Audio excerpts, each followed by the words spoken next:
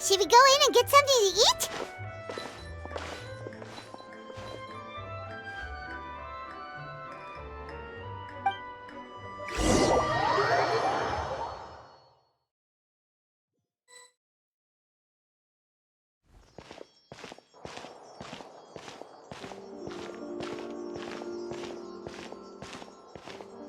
Hey, quick! Look! That's the limited edition only 16 slices a day cake! It was so delicious the last time we tried it, despite the tense situation. 1 slice of cake, please. Someone showed up after all!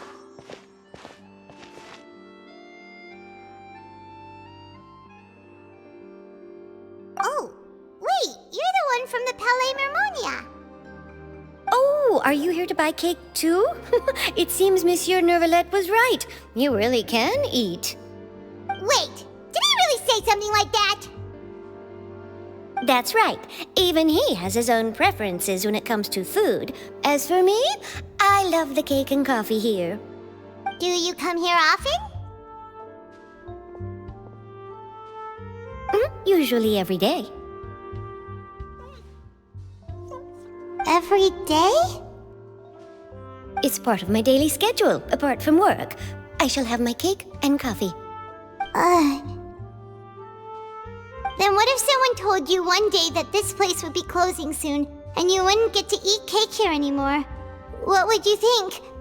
But why would it close? Well, Paimon doesn't know either, but maybe the waters will rise tomorrow. You know, like in the prophecy. Oh, the prophecy. To be honest, I haven't paid much attention to that. No, still, even if there'd be no more cake tomorrow, that wouldn't keep me from having some today. No, it's the same for eating in general. You might not be able to eat tomorrow, but if you can do so today, then you should carry on. That's what people call living, you know. Huh. Don't be sad. Excuse me, could I have 2 more slices of cake to go? These 2 slices are for you. Sijuin said that this kind of expression you're making is what humans call being sad. Oh, you know Sijuin? I sure do. She was born before me, and she sometimes comes to the surface to teach us things about humans. She said that humans are creatures that are saddened easily, yes, and you can only lift their spirits by feeding them delicious food. So please try the cakes here. I've got something else to do, so I'll be going now. You two try to stay in a good mood after eating, all right?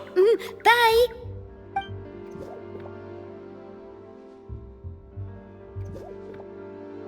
And there she goes! Alright, let's dig in. Paimon's sure this cake will be delicious.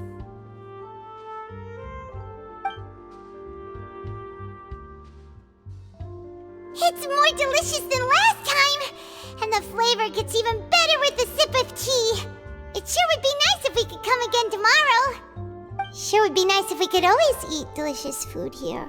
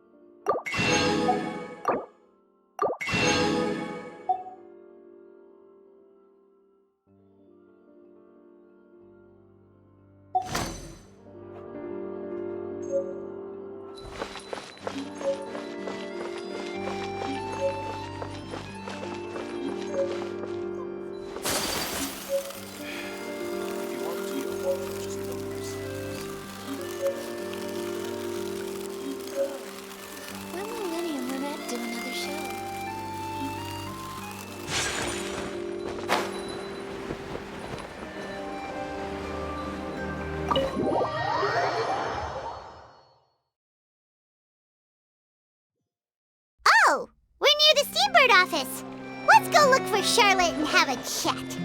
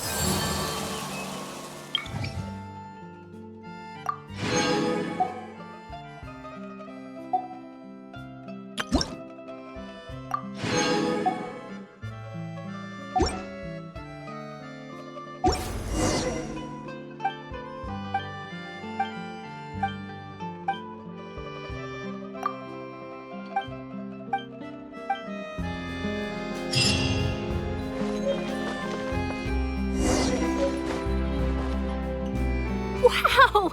If it isn't the Traveler and Paimon! Oh, have you seen the article I wrote about you? Ha!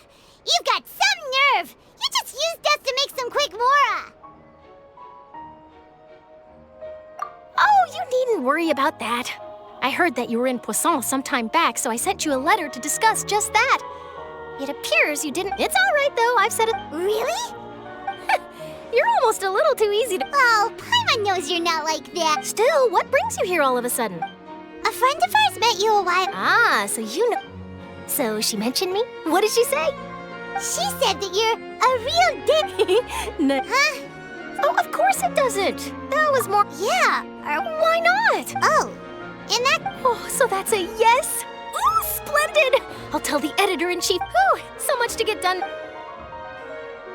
Wait, Charlotte. Paimon's still got a question for you.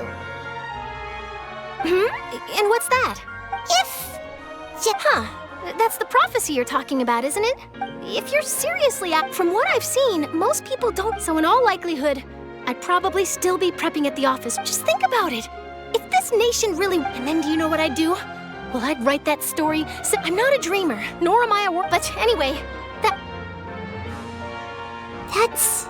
so... Anyway, let's go and take a look at the sea, shall we?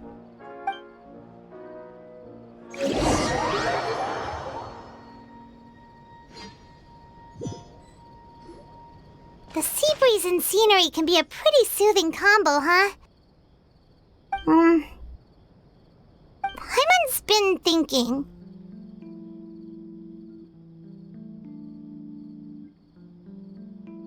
If it wasn't Fontaine, but all of Tevat that would be destroyed tomorrow, where would we go and what would we do?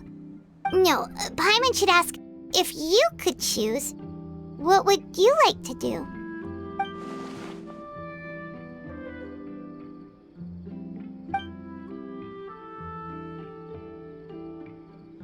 We've always been moving to the next destination, so we haven't spent much time thinking about these kinds of things.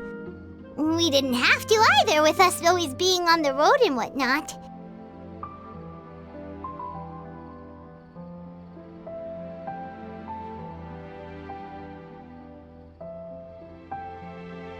You mean, still traveling?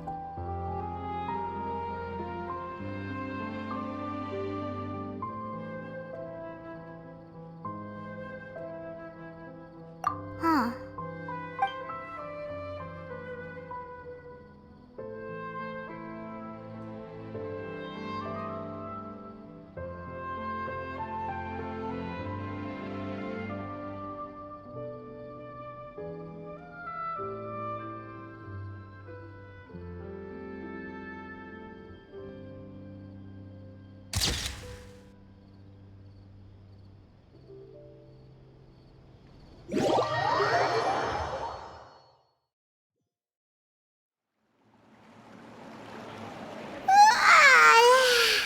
Feels like it'll grow mold, but it's still good. Ah, so the two of you are still here. Oh, you're from the Palais... Yes, I'm Isadora. Monsieur Nervillet. Not at all. I'm well aware that you're friends of his. Actually, yes, inside the opera house. A riot? Well, that's Lady Furry loudly again before the crowd continued. So people have... I agree. So what happened after... Seeing that the the Marechaussee Phantom... So, you mean she's still missing? That's right. The Marechaussee has dispatched many people to... That said, I don't think there's much to worry about. Good.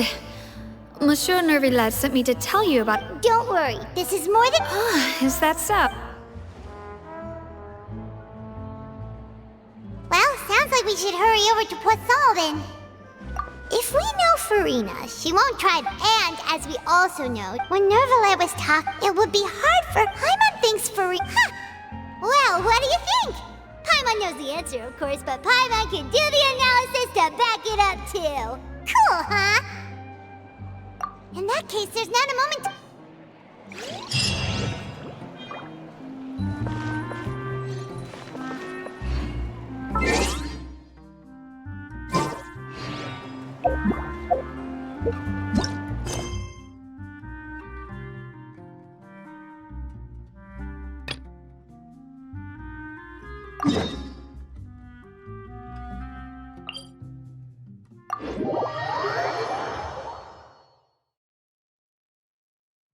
This place looks deserted. Guess all the survivors must have evacuated already. All that's left here are signs of devastation. Could Farina really be here? Let's try to find her as soon as possible.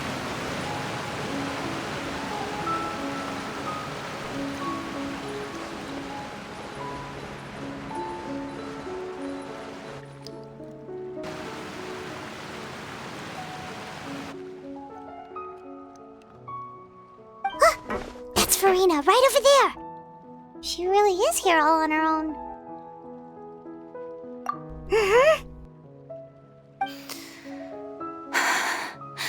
Should I just give up? This is all meaningless. What was meant to happen did happen after all. Everyone's dead. I'm sorry. I am so sorry. Give up, Farina. There's no point in holding out. I'm sorry. But what can I even do other than to repeat meaningless apologies over and over?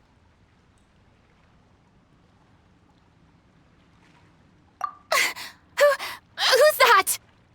Don't worry, Farina, it's just us.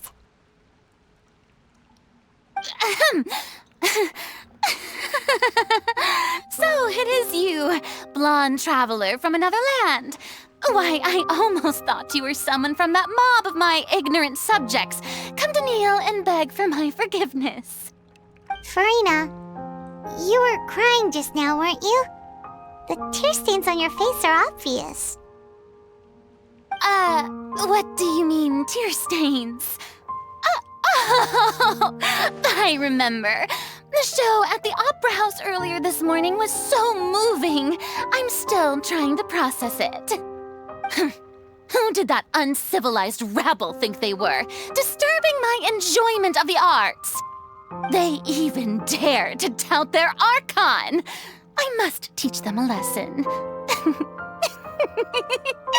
I can just imagine their twisted and frustrated faces once they realize that I'm nowhere to be found. Oh, and I'm sure Neuvillette and those people from the Marechaussee Phantom are freaking out right next to them, too.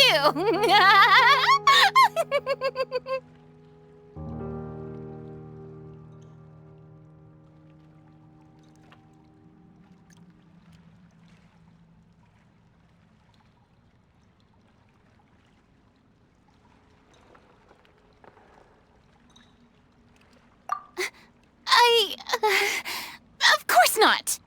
Hey, there she is! The Hydro Archon's over there! Quick, after her! Farina, those people seem to be after you. They are? They're just the line because they haven't been able to meet me in person, aren't they? That's against the rules. I can't let them get their way. Farina just ran off! Quick, we have to catch up with her!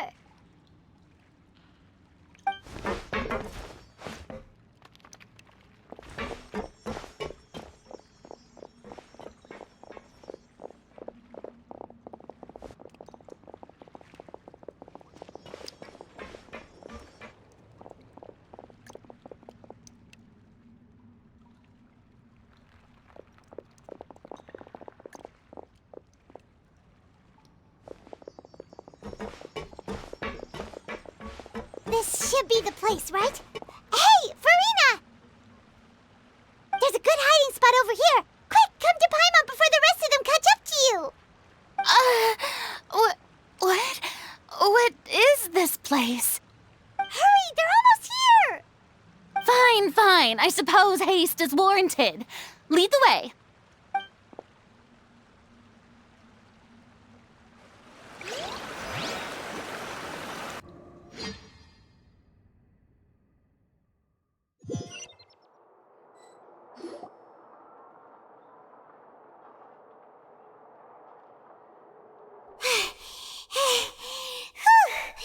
Paimon's exhausted.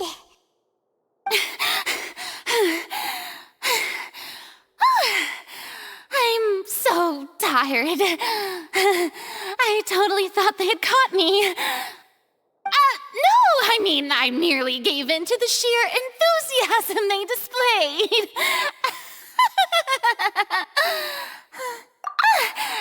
You're right.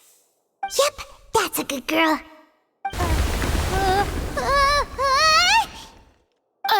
What's happening? The ground's shaking. Yeah, a quake of this kind preceded the flooding in Poisson, didn't it? It can't be. It's happening again. Well, there's no need to worry too much about that. Neverlette's made some emergency plans, so the evacuation should go a lot smoother this time. Yeah, I hope you're right. But the people of Poisson, they've already...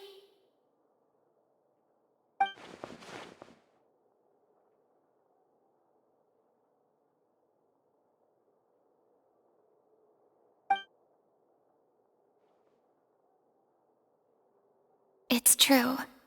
I've been investigating the prophecy for hundreds of years.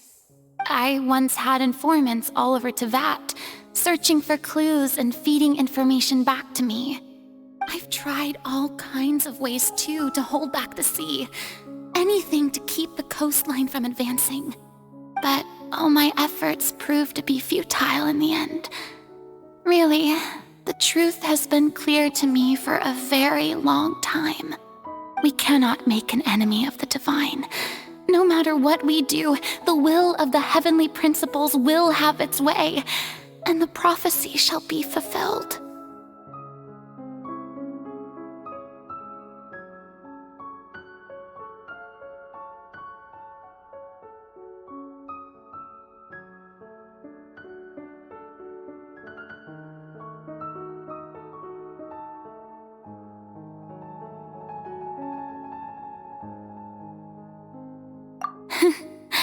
Give up.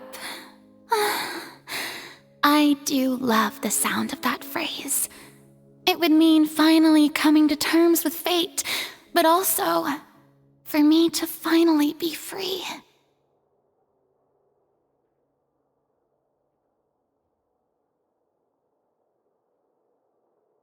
Indeed, I've thought about giving up so many times, especially after we almost lost Poisson.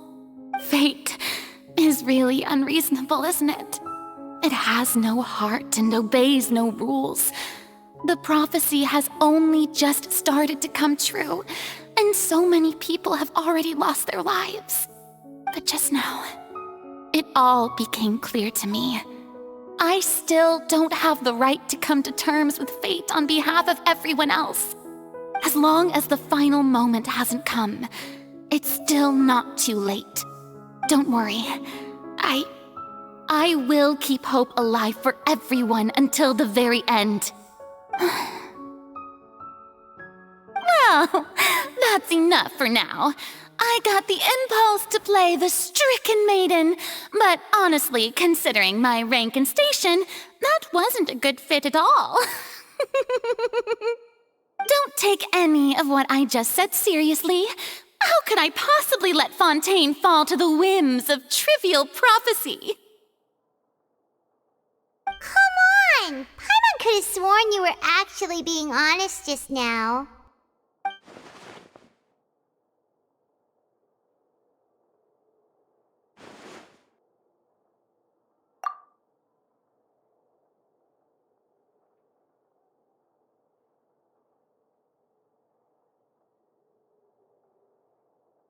Share my burden.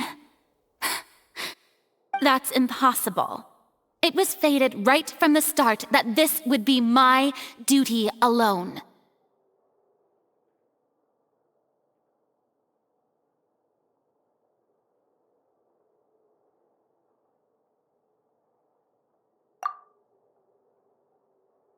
A witness. Yes, I've heard that you came to Tevat from beyond the stars, yes. In other words, you never belonged here. And if Tevat is, in its entirety, a show on a stage, then you're just a spectator, aren't you? If that's the case...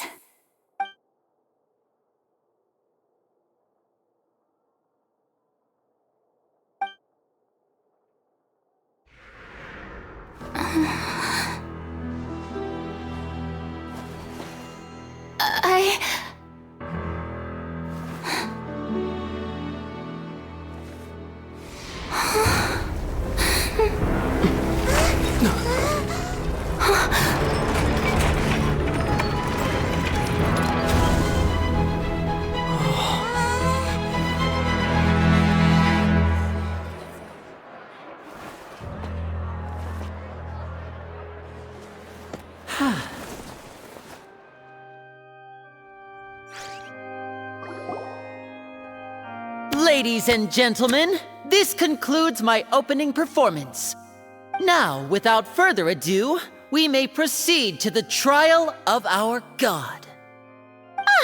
So, this is what it is. Yes, you deserve praise for the effort you took to raise the dramatic stakes. Do not forget, however, that I am Focalor, the god of justice, the embodiment of justice itself. Does it not strike you as even the least bit absurd to bring the very concept of justice to trial? May I interpret these words as your refusal to stand trial? In that case, you will have the opportunity to defend your honor through a duel. You would draw your blade against a god? I see. It seems like you have made up your mind.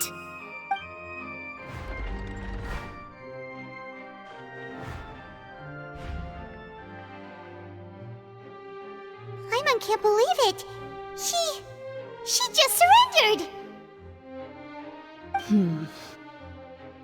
What the heck is going on? Did I just see an Archon surrender to a human? Wow, how utterly humiliating. Lady Farina, what is the meaning of this? Shh! It would seem that there has been a misunderstanding. To be clear, the raising of both hands is not always an indication of surrender. Looking for excuses again, huh? I raised my hands just now to indicate my acceptance of the trial. No duel shall be necessary. I will admit that I've been running away for a long time. I'm sorry, everyone. I was unable to protect the people of Poisson. It is my duty to stand trial for my crimes. You are not the only ones to be disappointed in me. I, too, am exceedingly disappointed in myself. But now, it is time for the Hydro Archon to show you her courage and resolve. I, Farina, will use this trial to show the world the true meaning of justice! This time, I will protect you. Applaud and rejoice! One of the most outrageous and fantastical arcs known to the opera epiclese is now unfolding before your eyes. Mark my words, this shall be one of the most exhilarating and brilliant shows ever to grace the stage of Fontaine! The trial of the Hydro Archon, Focalor, will now begin! Woohoo! Oh, now we're making history! Why does it feel like Farina just took over the whole thing? Like, come on! Didn't she just get forced to stand trial for her crimes? Also, even though she's still acting super dramatic, she is taking this seriously this time, right? All right, then. Who will be my opponent in this trial? The court asks the prosecutor to please take the stand. Is that so?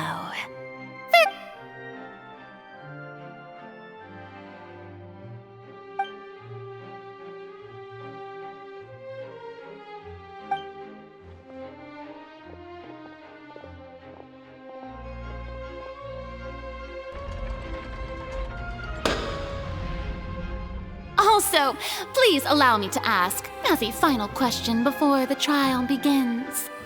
Just how much work did you do to force me onto this stage? Well, we did do a lot of prep after the meeting that day. I can go over the tasks assigned to the Spina di Rosula, since they were rather straightforward and easy. Navia, the president of the Spina di Rosula. Most of the people who participated in the disturbance this morning were my subordinates. They changed into plain clothes and came to the Opera House as regular audience members, waiting for the perfect opportunity to incite insurrection against you. The people's resentment against their Archon has been building as more and more of the prophecy is fulfilled. A spark was all we needed to turn smoldering anger into a flame. Moreover, according to our understanding and analysis of you, when something like that occurred, you would likely flee the scene and head to Poisson by yourself. So, we arranged for a second group to lie in wait there. So, you mean, the ones who scoured the settlement for me were also from the Spina? And their goal was to force you to step into the giant magic box so you may personally participate in the greatest magic performance in all of Fontanian history. That's right. That house was a magic box, rather than someone's residence. As the super ultimate version of the setup that I used when I first performed at the Opera Epiclese, the volume of the box was increased by a whole order of magnitude, and the distance it traversed was the entire gap between Poisson and Araneas. Its cargo, of course, was an Archon instead of a human. My thanks, Farina. Without your help, we could never have pulled off such an extraordinary performance. You're welcome? Of course, this performance was only made possible with Father's support. The House of the Hearth spent a massive amount of labor in Mora to pull this off. We had to select a location, construct the giant magic box, dig a tunnel, and open up a path through the water. It was a lot of work for all of us. So, in other words, the earthquake that we felt within the giant magic box was just a normal tremor from the transportation of the whole house? That's right. It wasn't a sign of another disaster to come.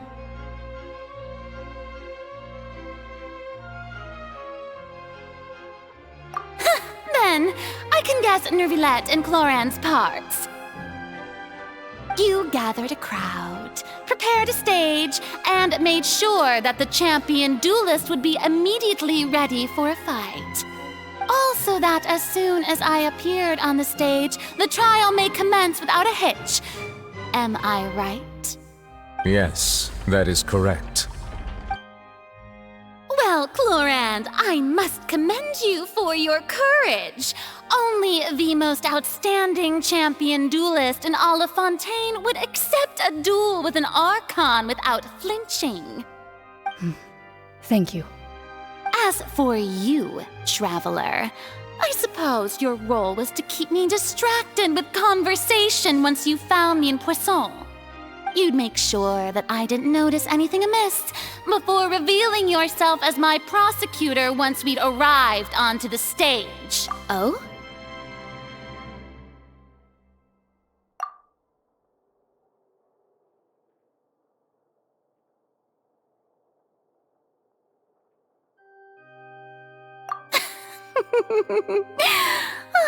Is that so?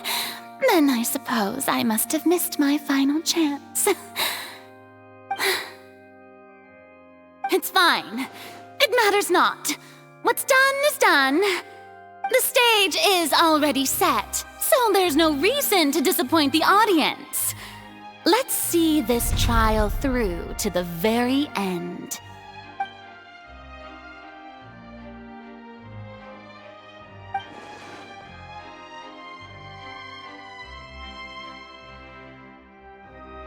Sir Prosecutor, please allow me to pass this along. This is a document that Miss Charlotte applied for and received permission to share with you during the trial. According to her, it should speed up the proceedings. Huh? Charlotte wanted to give us something? Oh, so she's here too! Hey, Charlotte! Oh, let Paimon see. Isn't this... Wait, then that means this document is a perfect timeline of everything that's happened ever since. So in other words, we can refer to this anthology. Let's quickly confirm the information in it. Just think of it as a refresher, all right? You defeated the Hydro Archon in the very first duels you took part in at the Opera House. That's one for the history books, all right. I didn't think that you'd wind up getting to the bottom of the case I'd been following all this time. I guess you could also see this as a happy coincidence. This is the first time Monsieur Neuvillette had a difference of opinion with the Oratrice. Even the Hydro Archon can't figure it out. A Fatui Harbinger. She's an extraordinary person. Her instinct must mean something. The fortress of Meripede was almost destroyed in a single day. That I didn't witness that scene personally will always be a source of professional regret, I think. According to Monsieur Neuvillette, both Child and that whale should have been in the primordial sea at that time. I nearly lost my awesome friend Navia. To be honest, that still gives me shivers. The words of someone as extraordinary as a witch can probably only be truly understood when something surreal happens to you.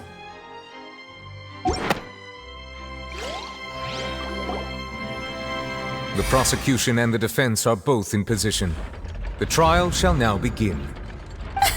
Oh, come on, Neuvillette. There's no need to repeat all the unimportant legalese. Just fast forward to the part where the prosecution lays out my offenses. As the defendant and the lead actress of this performance, I still haven't even been informed of my supposed guilt in all of this. Of course, it is only natural for humans to struggle to understand the actions of a god. However, you will need more than that to convict me of a crime. That's true, but my charge here is unrelated to your conduct as an Archon. Instead, I would like to charge you as a fraud who's never been the Archon in the first place. Wait, what was that? Lady Farina's a fraud? Hey, I came here thinking that we were going to try the Hydro Archon for forsaking her duty, but did I hear that right? She's not our Archon at all? Charge accepted. Lady Farina, do you plead guilty to the charge?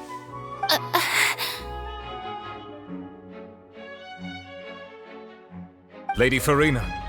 I plead not guilty. How can I be guilty? There is no way that I, Focalor, otherwise known as Farina de Fontaine, a member of the Seven and the Regina of all waters, kindreds, peoples, and laws of Fontaine, could be anything other than your true Archon. Yeah, even though Lady Farina can be rather eccentric, isn't it going too far to doubt her very identity? Yeah, I've never questioned her identity either. Sure, Lady Farina can be super irresponsible, but what grounds does that prosecutor have to make such a huge claim? I have cause to believe that common sense will prevail in this case. Many of the members of the audience have known me as the Hydro Archon ever since they were born. There would be no fooling their memory. See?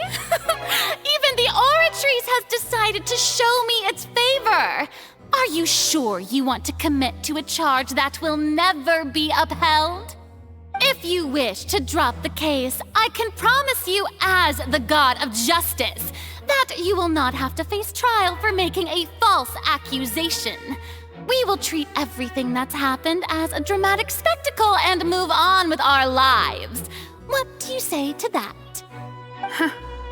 An argument with near impossible odds, huh? We have to not only refute Farina's claims, but also overturn the long-held beliefs of the people.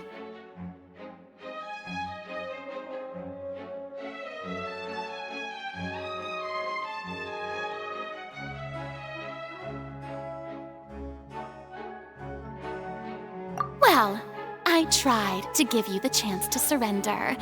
If you must persist, then let me ask.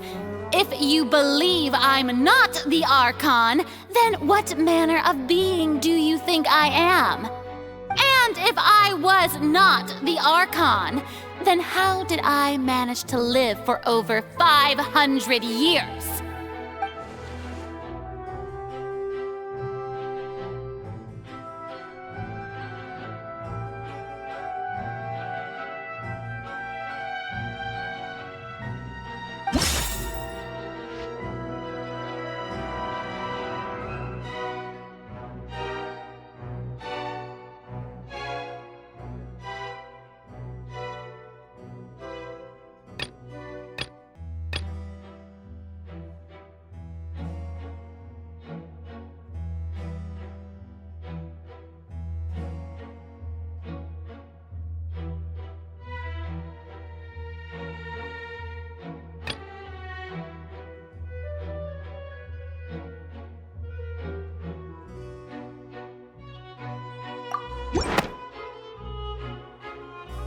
First of all, you may be a member of another long-lived race, which would allow you to naturally possess... Who gave you that idea? Was it the knave? You'd sink so low as to use a harbinger's words against me. A curse? I once thought it possible that the aura of an Archon might naturally resemble a type of curse. But in light of this claim, perhaps what I sensed was not your divinity, but a curse after all. Neuvillette sensed it too, huh?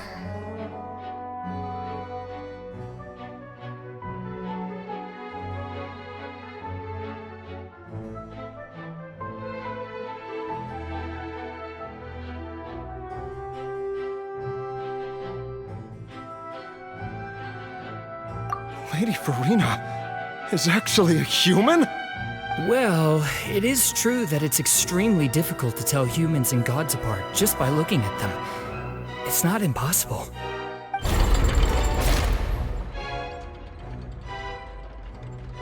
Well, don't start celebrating too early now. Even if I have been carrying a curse like you said, how does that prove that I am merely a human being?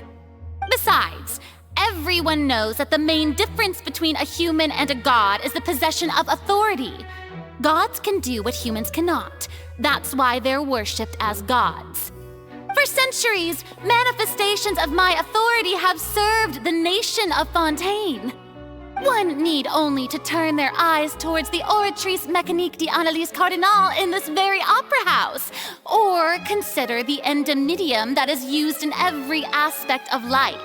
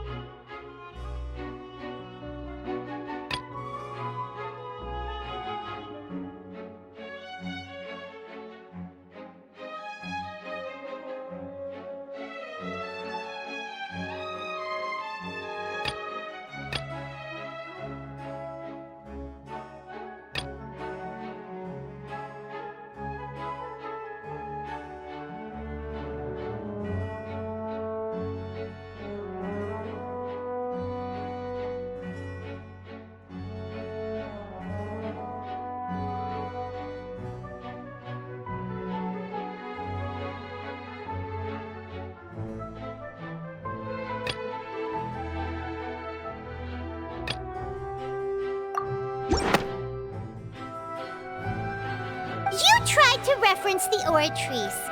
But weren't you as confused as all the rest of us when the Oratrice declared Child to be guilty without any proof? Otherwise, you should have come up with a good explanation for that by now. Didn't I make myself clear at the time? The decisions of the gods are naturally difficult for humans to comprehend. There is no need to provide an explanation. Lady Farina, I believe a reminder of your current circumstances is in order. While the court is in session, the principles of justice and the law must come before all else. While you are an Archon, you are also first and foremost the defendant in this trial. You will prove yourself unable to defend against the prosecution's charges if you continue to withhold vital information against the rules of the court. I never thought you'd use that kind of rhetoric against me. That was no trick of rhetoric, Lady Farina. I've merely reiterated the rules of the court. Rules that all should respect and follow. So, you neither knew why Child was declared guilty, nor did you understand the structure and operations of the Oratrice. Instead of having been created by you, the manifestations of authority you mentioned have been made by the real Hydro Archon, haven't they? The real Hydro Archon? Well, now you're really losing me. It is true that I did not know why the Oratrice gave out a guilty verdict that day.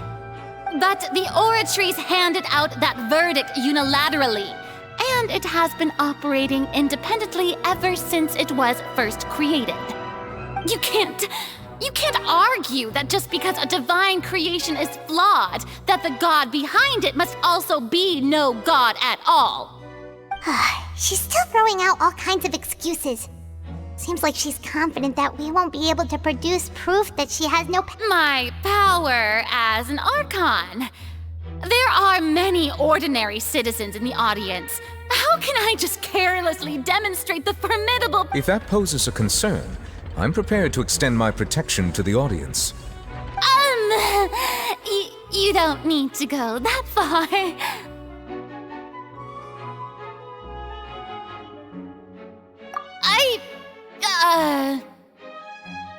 Aren't you the Hydro Archon? Or is it that you can't even wield the power of Hydro, much less the authority of a god? Indemnitium! Yes! It's all because of Indemnitium! All Archons derive their power from the faith of the people, and I've converted the people's faith in justice into Indemnitium!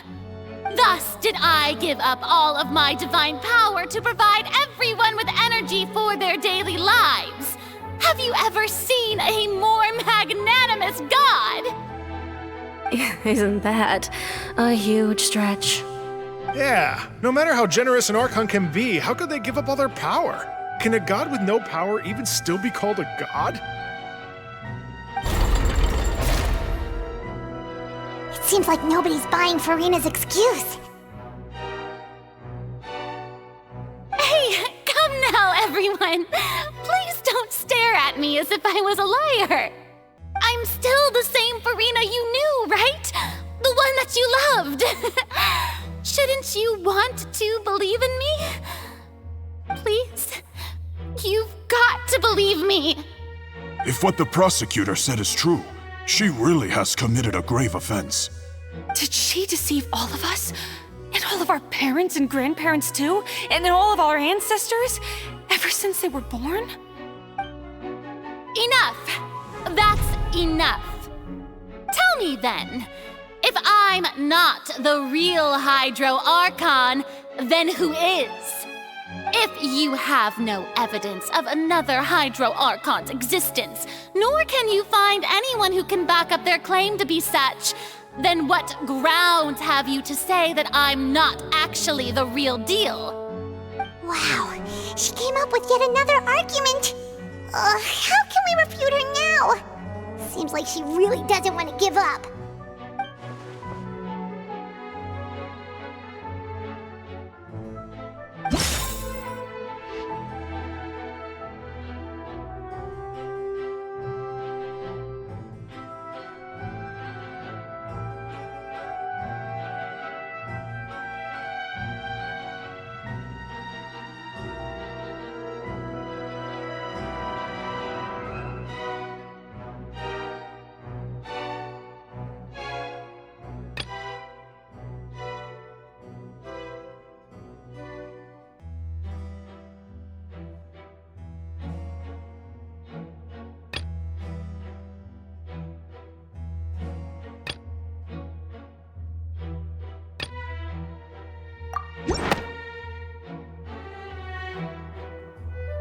has been established that all Fontanians can dissolve in water from the primordial sea. And that means... Since you insist on claiming to be a god and not a human, then there's a method that you can use right here and now to eliminate all suspicions of you being the latter. Miss Navia, please apply to serve as a temporary attorney for the prosecution before addressing the court. Though you act in partnership with the prosecutor, you must still adhere to proper procedure. Super sorry, Monsieur Chief Justice. I swear this really will be the last time that I'll speak out of turn. Now, I've brought some seawater from Poisson. As everyone knows, a massive flood struck the area not long ago, taking many lives, including those of some of my closest friends. So, Miss Farina, would you dare to touch some of this seawater?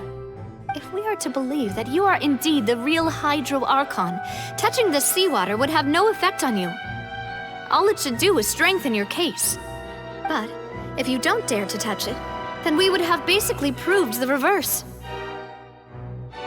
Oh, and I must remind you that after the disaster at Poisson, nobody wants to see any more people dissolve. I do hope you'll act prudently and choose the simpler path of admitting guilt. Navia from the Spina di Rosula. The Spina has governed Poisson for many years. I guess her suggestion is valid. If Lady Farina is indeed just a human, she's probably a Fontanian like all the rest of us. Would she really dare to try?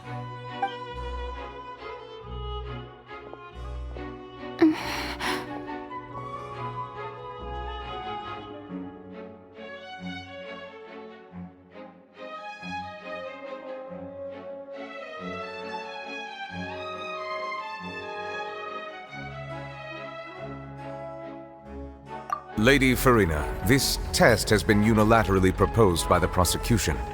As it falls outside the realm of standard court proceedings, you possess the right to decline participation. Well, of course he had to tell her that. But refusing to participate is basically the same as a confession of guilt. She's just staring at the water without saying a single word. It really does seem like she's quite terrified of it. That could only mean... What's going on? Is she really planning to... that's not what we thought she would... Due to the inherent risk of the test, Lady Farina, you may...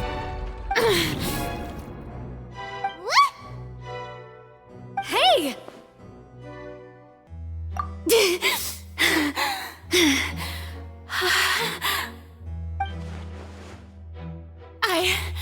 I'm fine!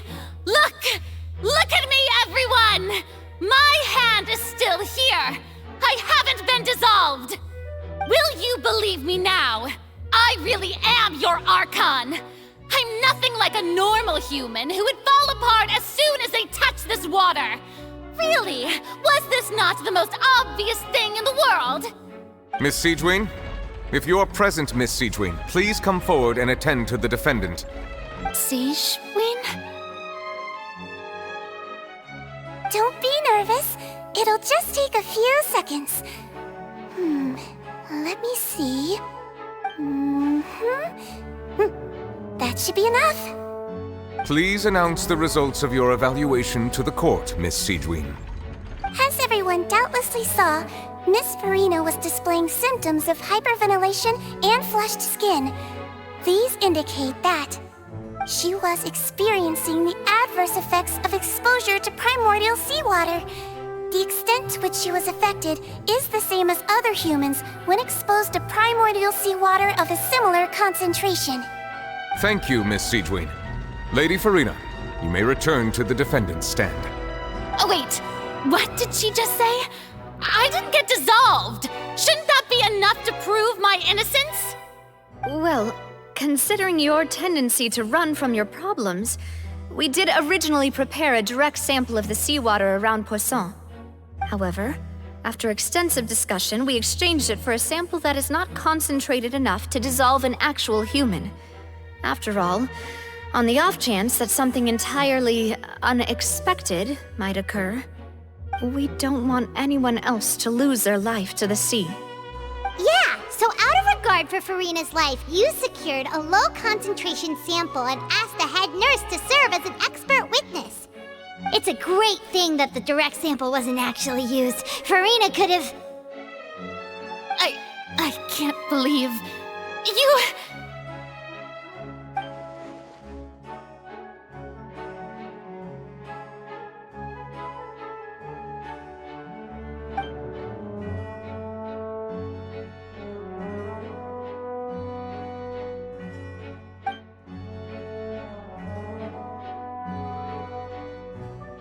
Listen to me, everyone! Please don't give me such cold and disdainful looks! What happened just now didn't prove a thing. Think about it!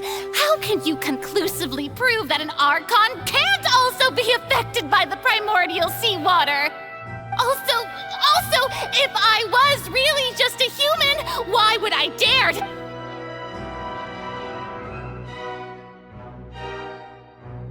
Please, everyone, anyone, just listen to me! I swear, I really am your Archon!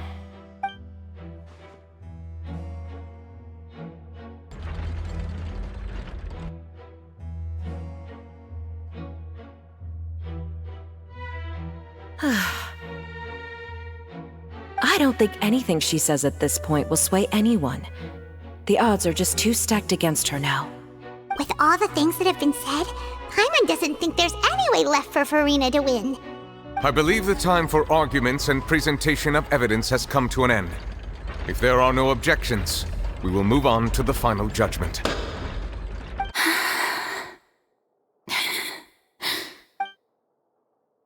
I don't think anything she says at this point will sway anyone. She's too stacked against her now.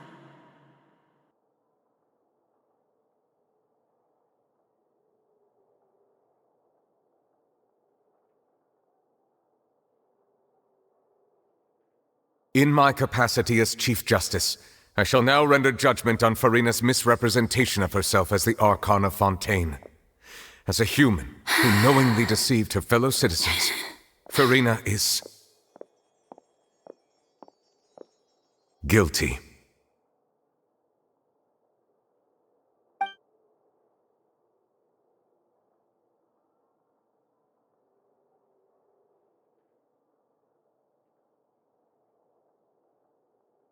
We shall now turn to the Oratrice Mécanique d'Analyse Cardinale to render the final verdict on the charges.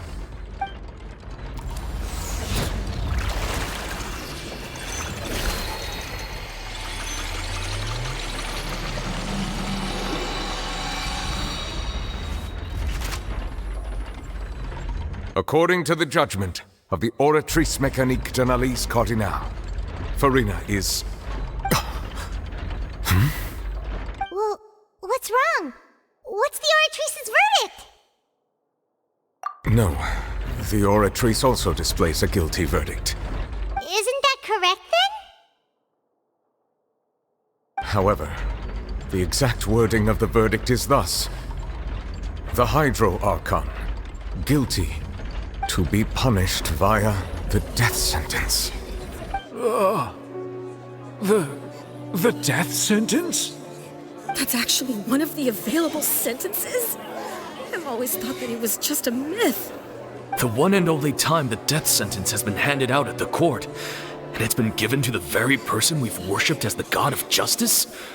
What an unexpected twist. Farina's been sentenced to death by the Oratrice? We just wanted to use the trial to show her the seriousness of things so she'd tell us the truth.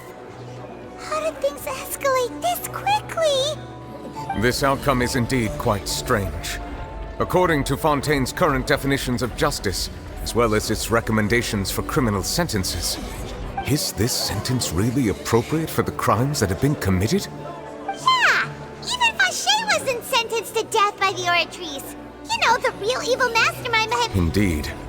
Not only is Farina's sentence overly excessive, the very point of our trial today was also to prove that Farina has never been the Hydro Archon in the first place. But now, the Oratrice seems to have deliberately invoked the title of the Hydro Archon.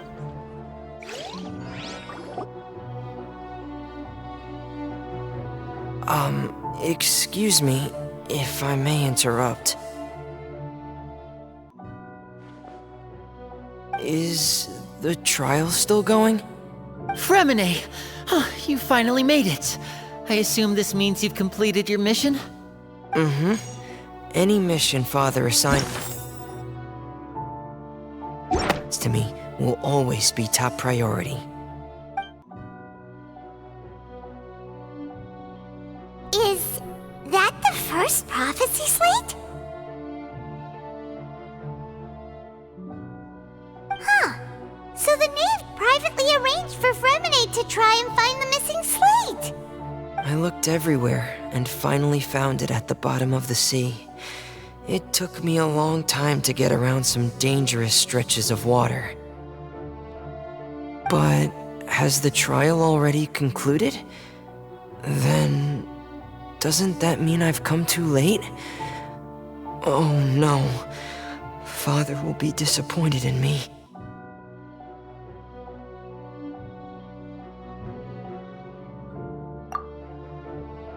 Thank you for your hard work, Mr. Fremine. Please allow me to review the record left on the slate. Traveler, I believe that you have already seen the other existing slates, and would like you to come here and confirm their contents.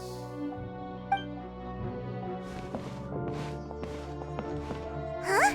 So what do you see? What is it?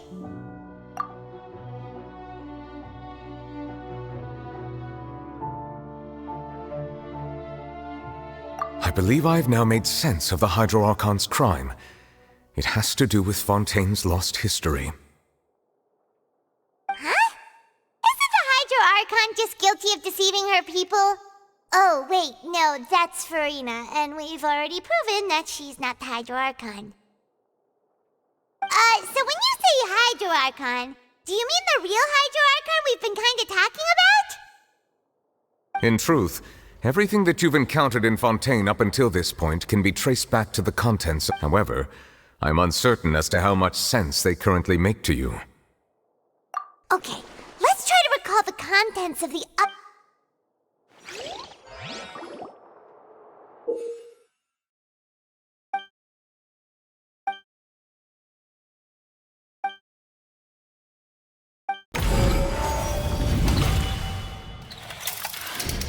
The first stone slate describes what you just said. It seems... Does that mean that Fontainians are tricked? The second stone slate shows Celestia floating in the sky, and the Hydro Archon and her people worshipping it together. This must be the point when the Hydro Archon and the Fontainians were branded with their original sin. The third slate shows the Hydro Archon sinking into the sea surrounded by many people. Huh. That reminds Paimon, didn't it? Well, the fourth slate is the prophecy the Fontainians have been talking about. People dissolving into the sea, the Hydro Archon crying on her throne, and so on.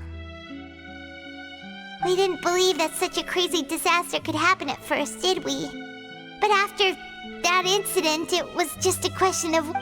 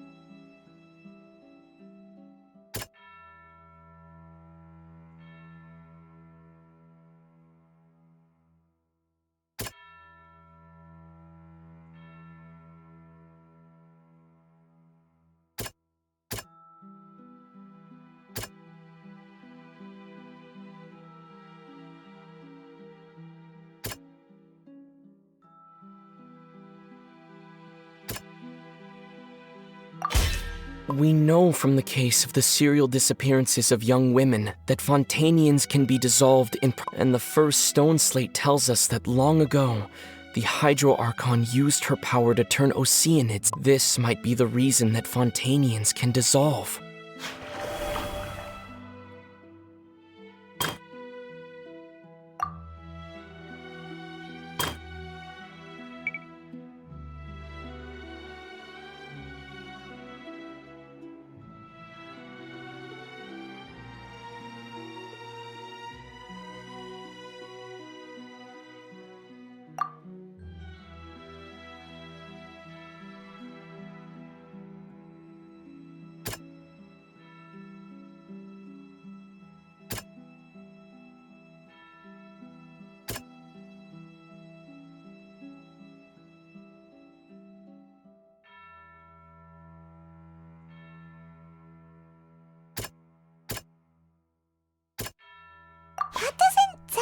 quite...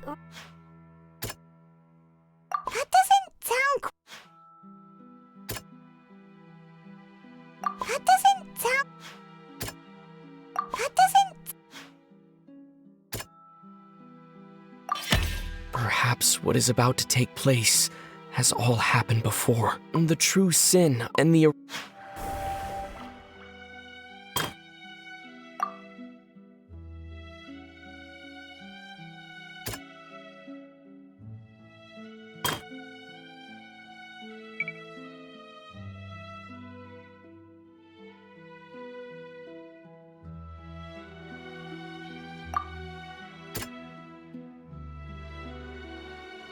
That doesn't sound quite...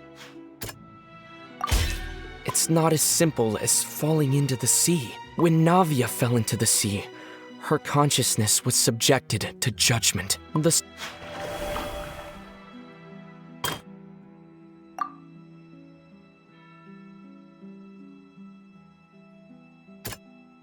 doesn't sound...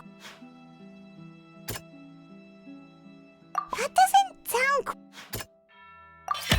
The prophecy from the stone slates found its way into society. But the fortress of Merope, if we hadn't dealt... They'll dissolve into the primordial sea but won't cease to exist. Their essence will flow in the seawater, converge, and take the form of an oceanid.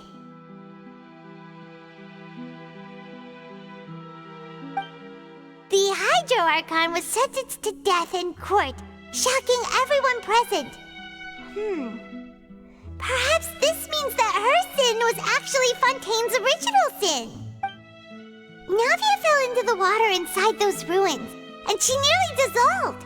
She was surrounded by the people of Poisson in a court within her consciousness, and was forced to take part in a trial meant to make her stay. The eruption of the primordial sea at the fortress of Merope was the surest sign that the prophecy was about to come to pass no matter what. The stone slate's contents can all be verified by recent events. If we can...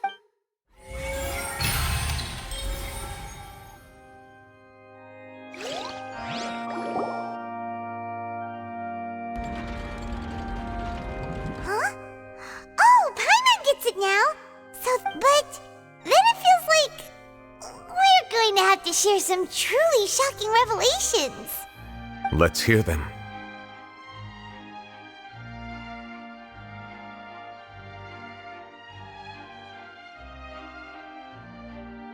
Incredible. All Fontanians were... The evidence for that can be... Oh, and according to Nav... Indeed.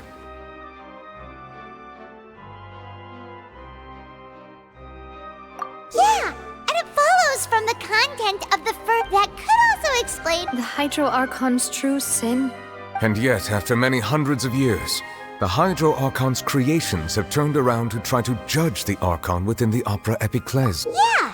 Isn't the image here just like when Navia fell into the sea? So wouldn't it be trying to show the image of the Hydro Archon also falling into the sea once the prophecy has been fulfilled in the fourth slate? In the end, the people will all be dissolved into the waters, and only the Hydro Archon will remain weeping on her throne. Only then will the sins of the people of Fontaine be washed away. Did Paimon get all that right? You've made some keen deductions. I must say, given how much you still don't know, it is impressive that you've already managed to connect so much. However, while you were able to decode all the information on the slates, they've also been etched with an additional layer of hidden information using a different power source.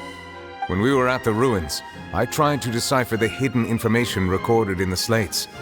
But since we only had 3 slates at the time, I was unable to come to a full conclusion. Now that the slate collection is complete, I shall make another attempt to decipher the narrative recorded within.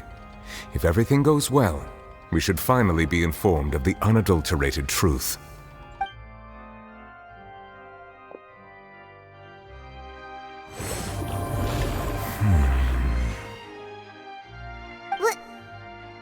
I believe I should share this truth not only with you, But with all your hypotheses regarding the Fontaine of old, the previous Hydro Archon sensed the yearning of her Oceanid familiars for life on land.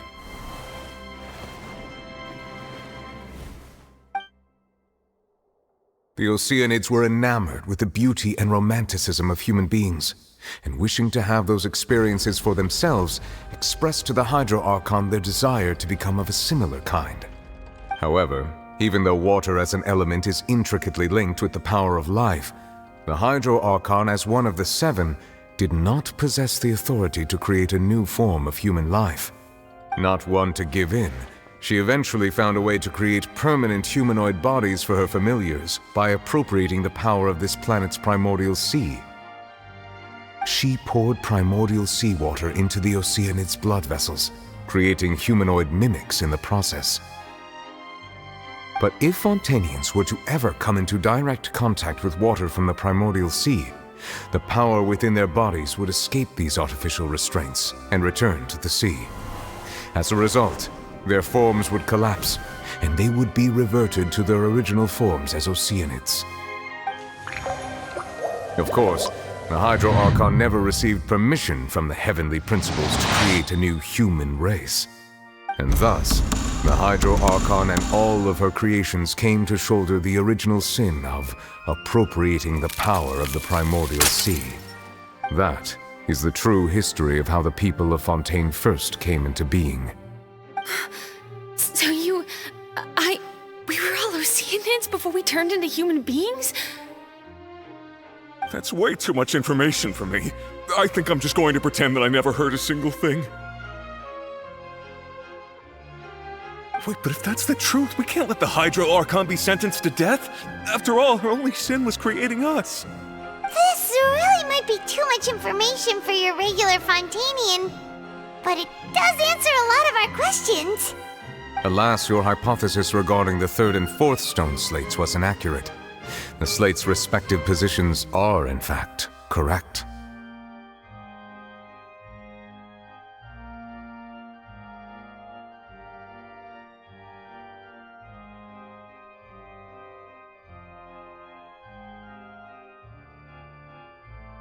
A key point of the visual on the third slate is how all the individuals depicted in the water are humans rather than Oceanids.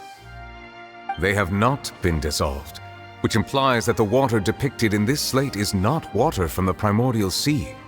The nation of Fontaine is the nation of Hydro, as well as the nation of trials and justice. Instead of being the literal element, the water in the scene symbolizes judgment and justice. You may also recall Navia's experience. When she fell into the sea, her consciousness was surrounded by that of many others who intended to hold a trial to determine her fate.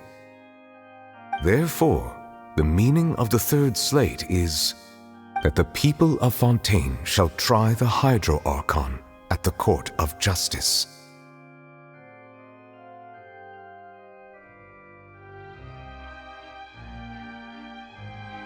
Yes, it refers to our present situation. I think I'm following now. So, what you're saying is, even though we decided to put on this trial to avoid fulfilling the prophecy, in truth, everything we've done has happened exactly as the prophecy foretold. So now, it seems, we're the ones making sure it comes true. What should we do?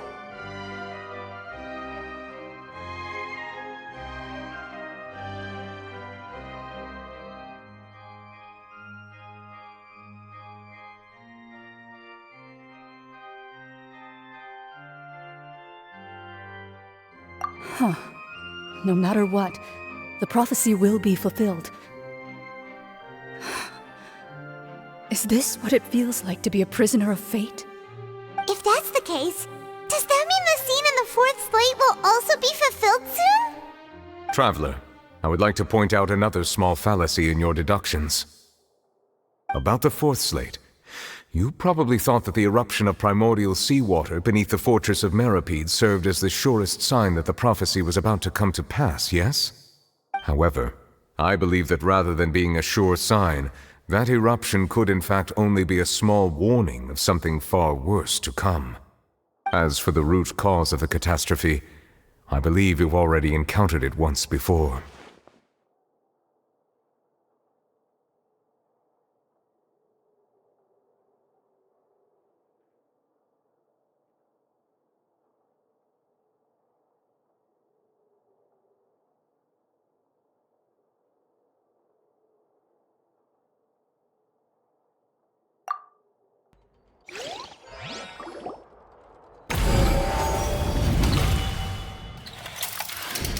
This eruption was just a small warning of the things to come. We must find the root cause of the disaster.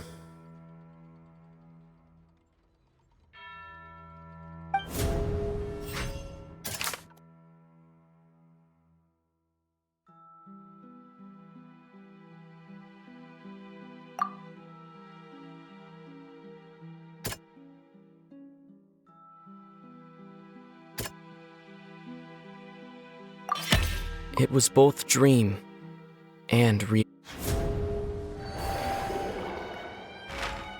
If we're talking about a true culprit, that could only be that thing inside the primordial sea, right?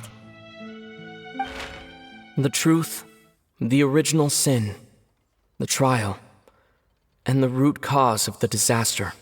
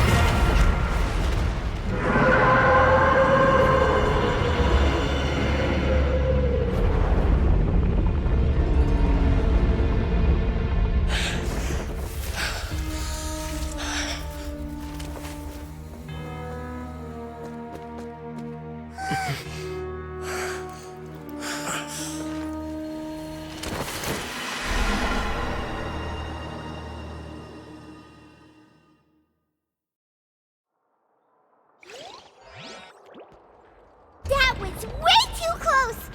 How did that thing just burst into the opera house? Wait, was that the huge whale you saw in your dream? So we've met it at last. I understand very well why it has chosen to make an appearance here.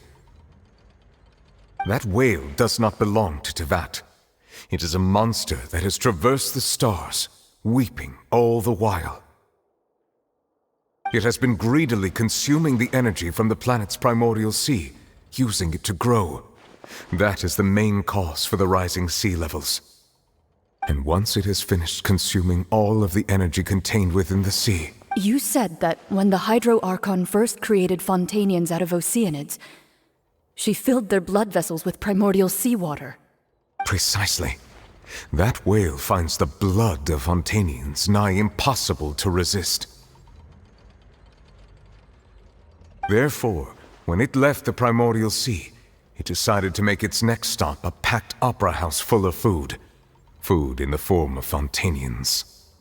We just barely managed to push it back, right?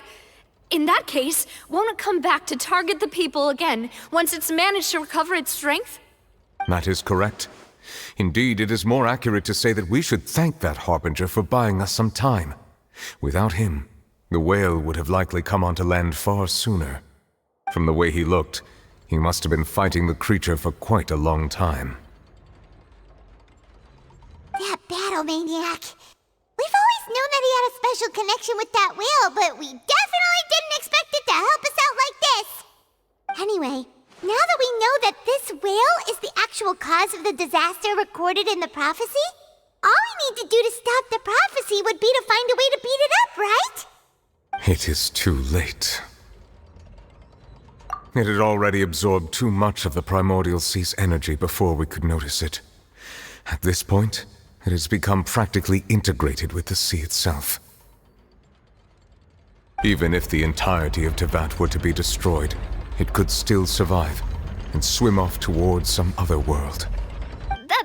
That's not something I will accept. We've already done everything we can, and we even found the true culprit. We've come so far. You can't just tell me that the last hurdle is some impossible— Indeed, that's not how a grand performance should end. I'll fight it to the end, no matter what. So the prophecy will be fulfilled no matter what, huh?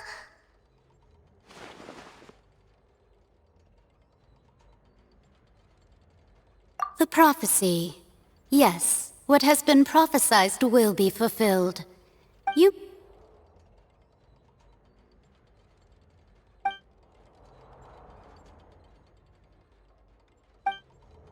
Just as prophecies are usually only the future as seen from the perspectives of the gods, could think ultimately, fate shall serve as your only guide, no matter what will happen in Tevat's future.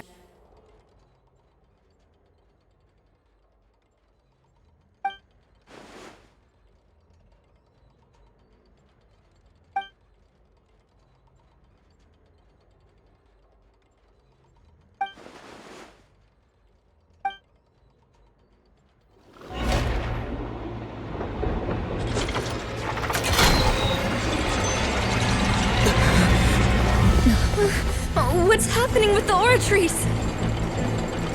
I believe it is preparing to carry out the death sentence.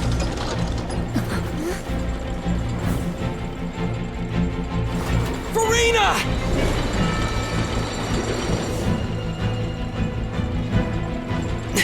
No, I still need answers.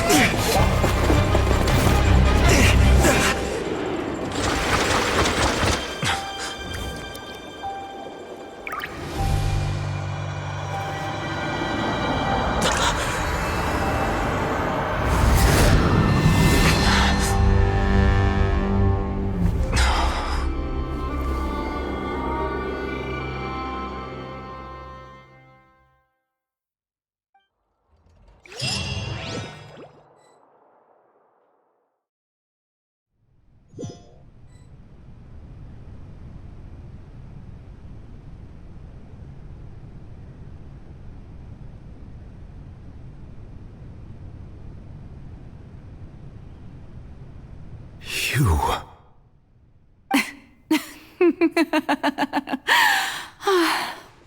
Sorry. That shocked expression on your face is just too amusing. I couldn't help myself. You are not Furina. Who are you?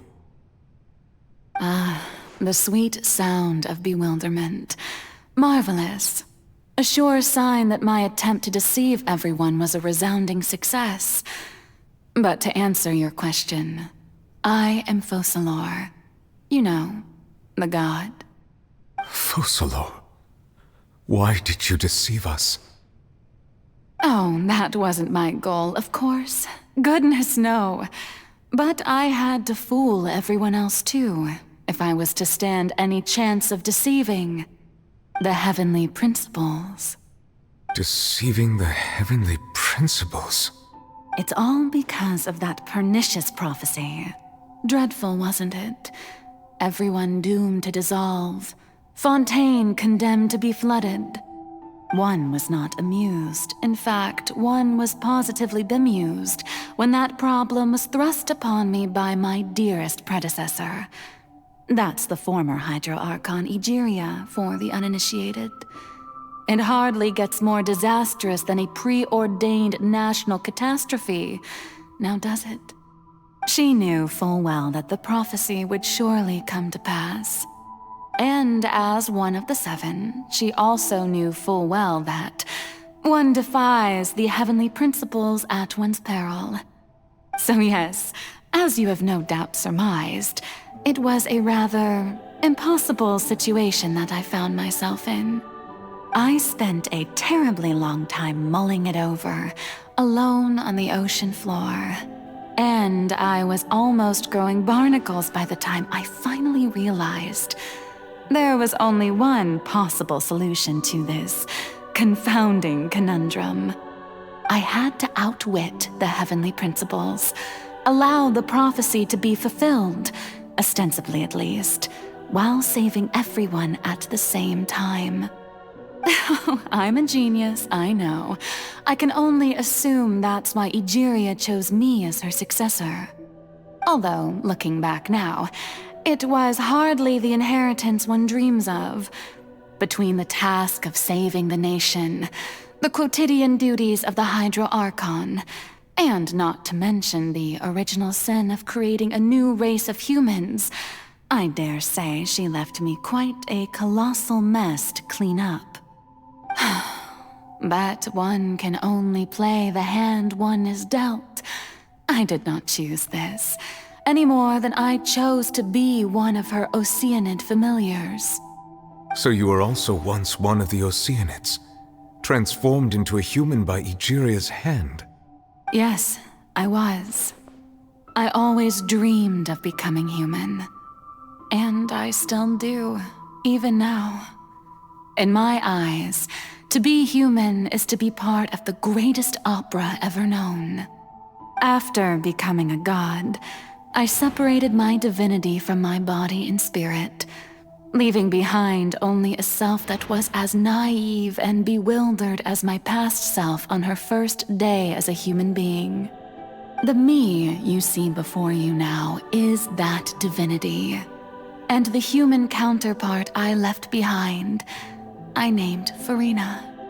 She could feel joy, sorrow, and everything in between.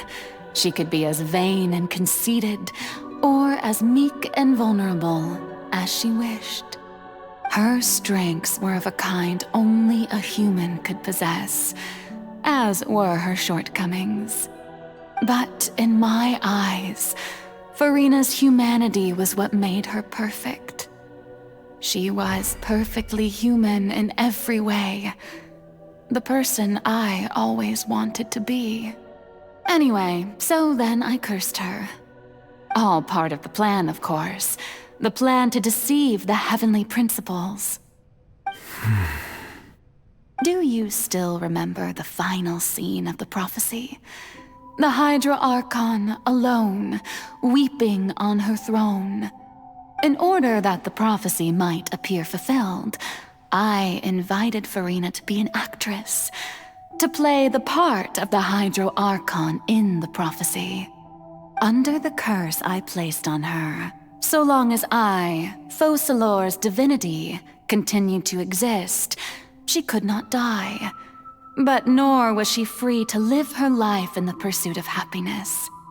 Instead, she was forced to take the stage in the opera house, to embrace the role of leading lady, to forever play the part of the god from the prophecy, all to create a deceitful appearance of that prophecy coming to pass. I suppose now you probably understand why your court is called the Opera Epiclese. But Farina is only human, isn't she? Even though she has had a long life, her mind is no stronger than that of any other ordinary human being. I cannot begin to fathom what she has had to endure. It must have been torture for her. It has indeed. And although she is, in a sense, me in human form, I most definitely owe her an apology for it. It's been 500 years, and all along, she's been playing her part in the most unimaginably long, unbearably lonely, and agonizingly painful opera of all time.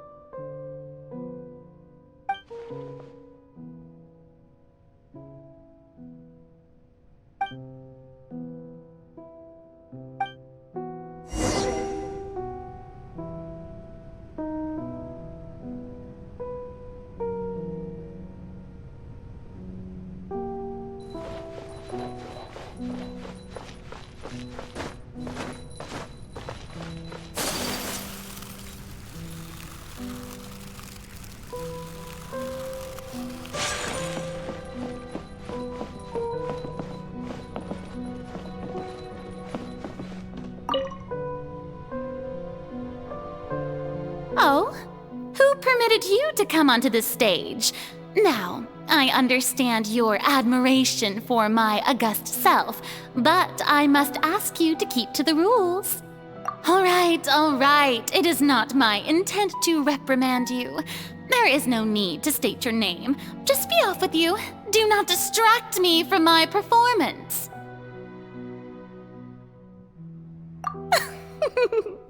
Oh, do not jest.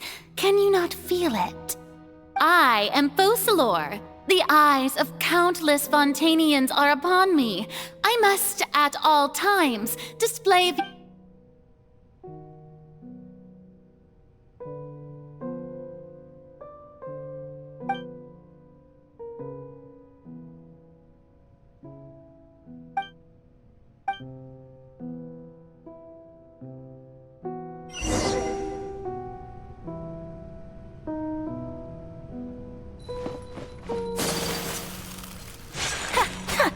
Dear audience, the performance is experiencing a technical difficulty, but worry not.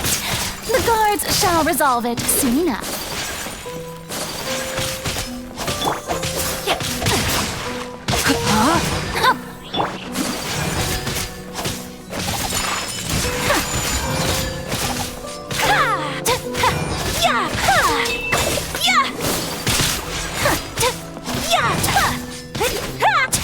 Whirling snow!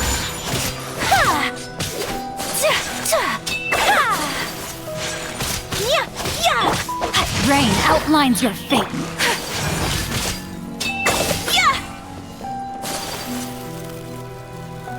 Hey, what gives? The audience is still watching me, you know. Guards? Wait, where are the guards? Guards!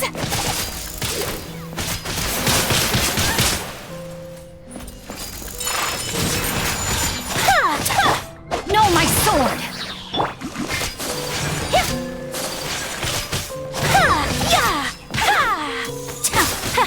Take flight!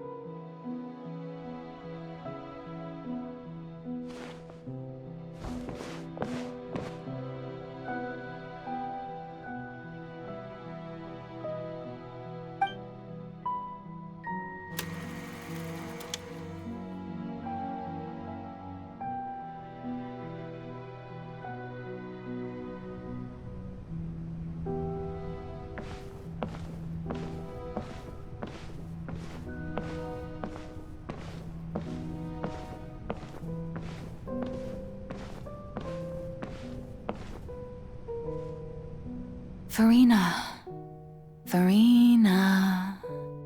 Huh? Who's that? Who's calling me? Where are you? Be not nervous. Be not afraid. I am before you. Wait a moment. You're mirror me? How can this be?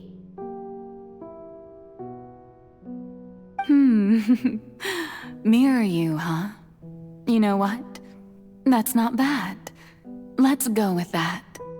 Mirror me? What do you wish to say?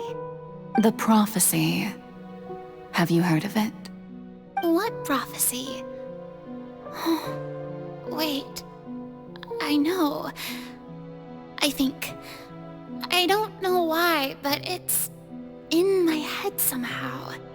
The people will all be dissolved into the waters, and only the Hydro Archon will remain, weeping on her throne. Only then will the sins of the people of Fontaine be washed away. Oh, very good. You know it well. What's going on? I can't seem to remember anything clearly.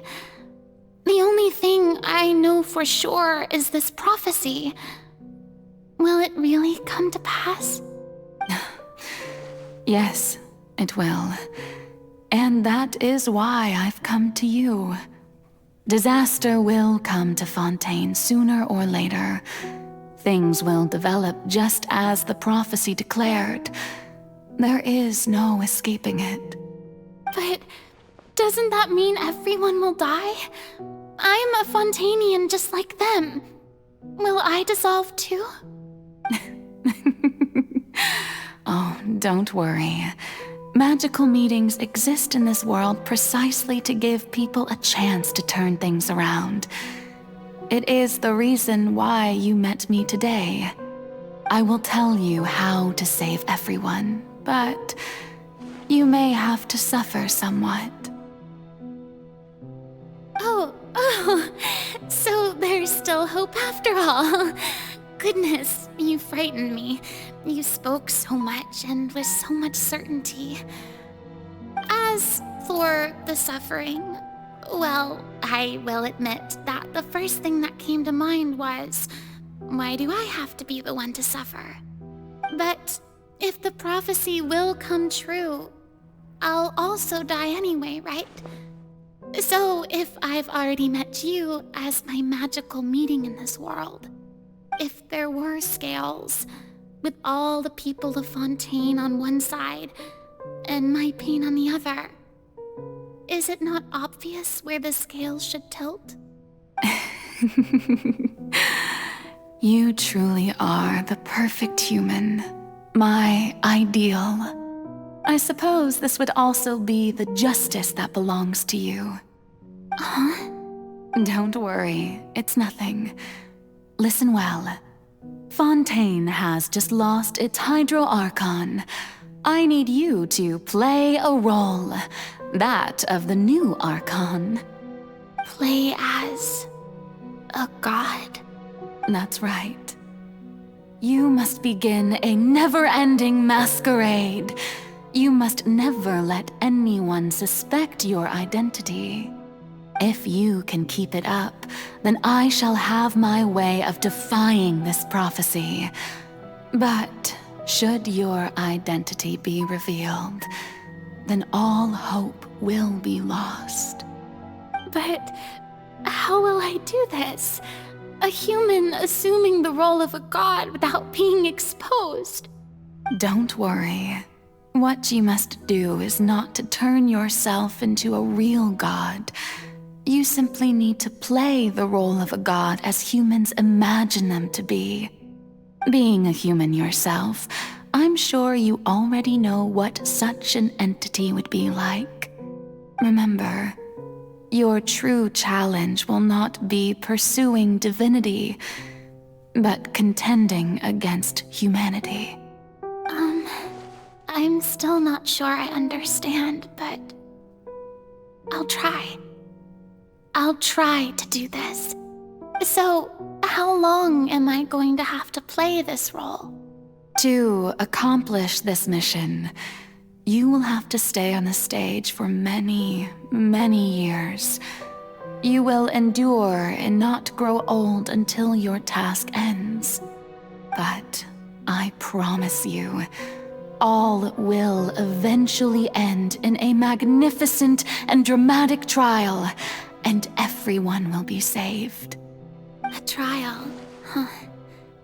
How exciting. I'll be looking forward to it.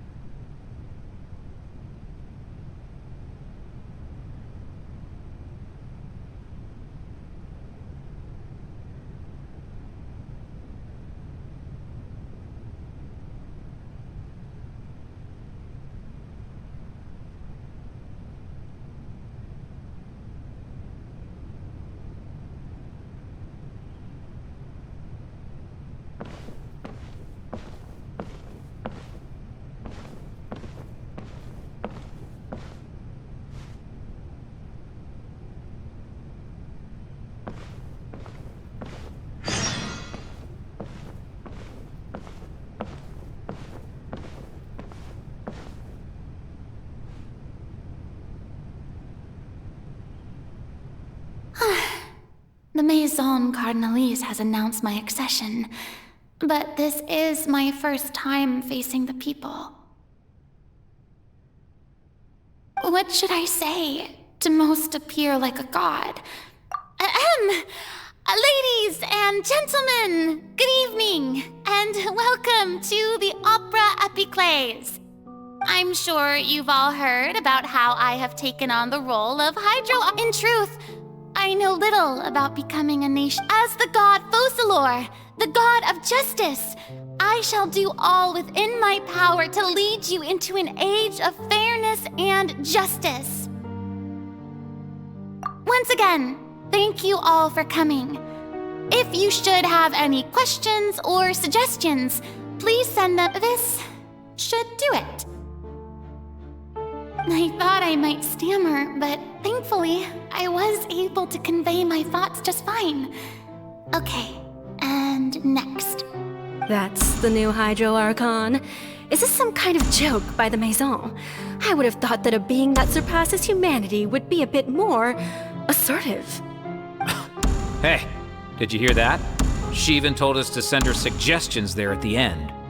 Shouldn't gods be all-powerful? She's being so modest. What's the difference between her and an ordinary person, then? If you ask me, perhaps the succession didn't actually happen. She might just be a Maison-backed puppet. Wait, what's going on? Why is everyone suspecting me of being a fake? Oh, this is bad. If I get exposed here, there'll be no saving the people from the prophecy. Right. Mirmi said that I just need to play the role of a god as humans imagine them to be. Calm down, Farina. Think. What do the people want? How would they imagine a god to speak and act? Assertive, with a strong sense of presence. One who can dispel all doubt. That is the character I'm fated to play.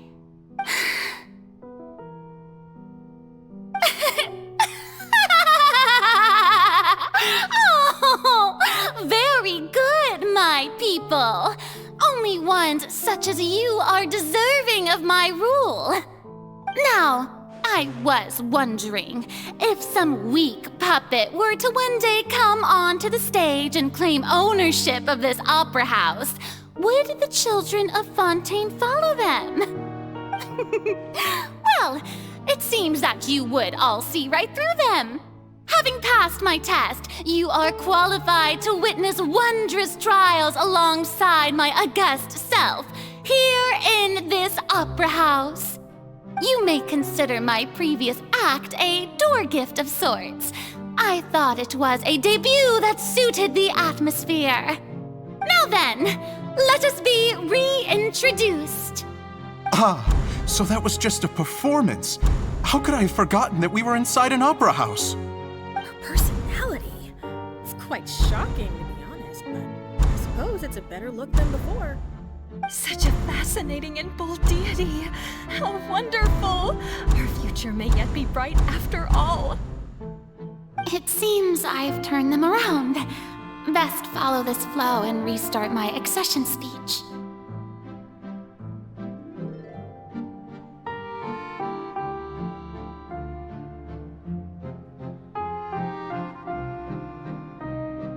My dear people, whether you acknowledge me or not, whether you trust me or nay, I say to you, keep faith in your ardor for justice. We have heard it said that this nation's sins can no longer be washed away. Well, I say that justice is most fragrant when it blooms amid sin.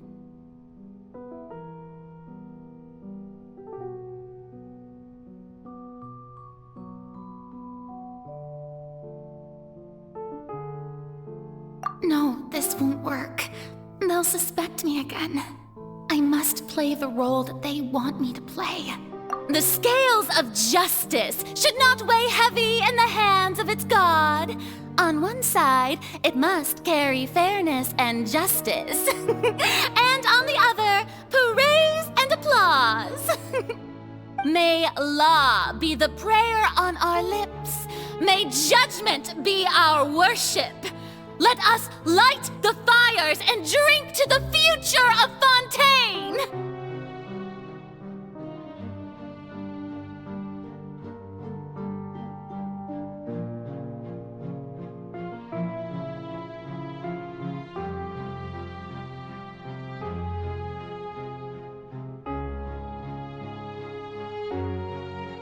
There is no trouble in this world that justice cannot solve. All that is needed is for you, my people, to believe in it, heart and soul. So long as I, the Archon Focalor, stand within the Opera Epiclese, so long as I stand before the Oratrice, I shall even judge the gods of this world!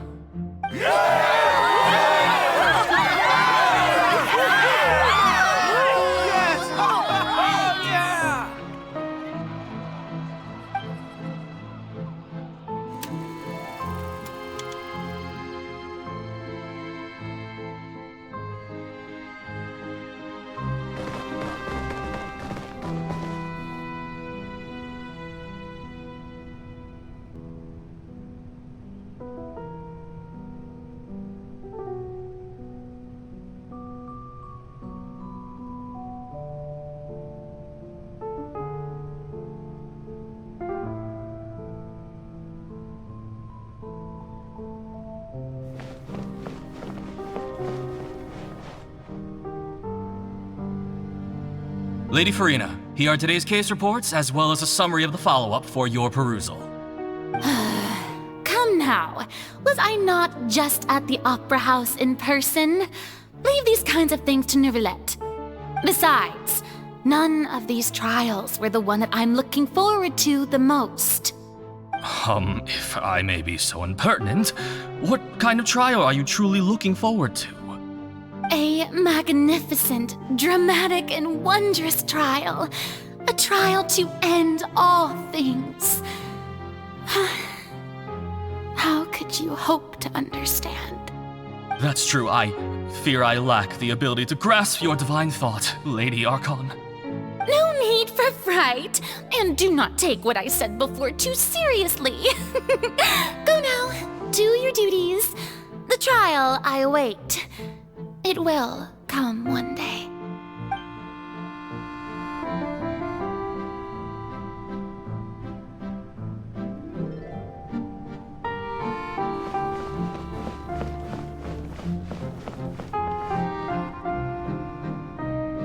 Lady Farina, I don't know what to say.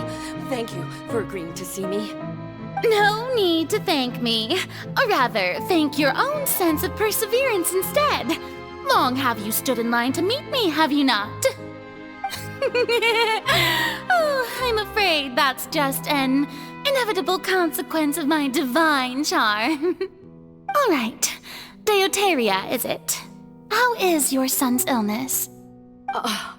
You remembered me, and you knew of my family, too.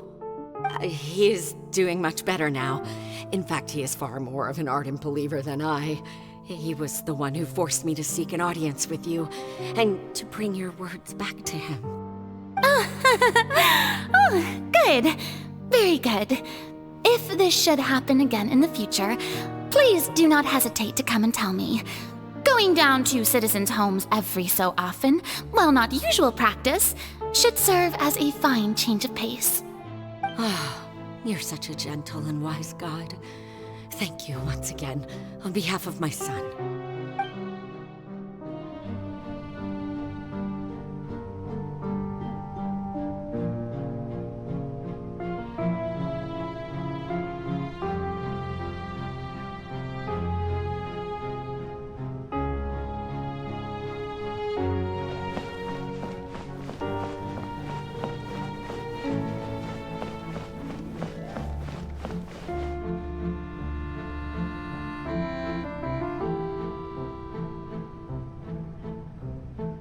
Lady Farina, here are the latest hydrological reports.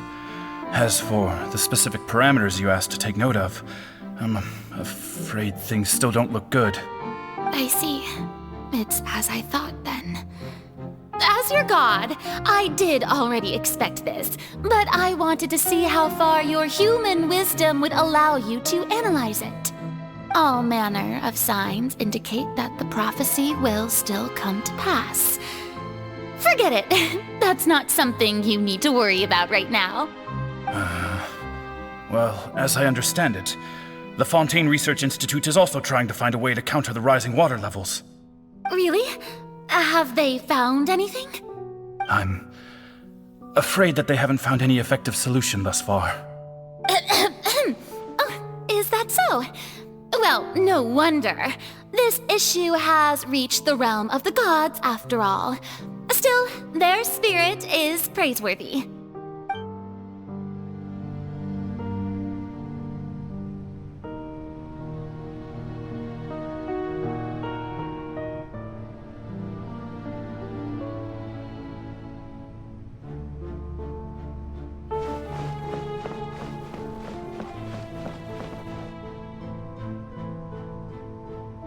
The day is finally over.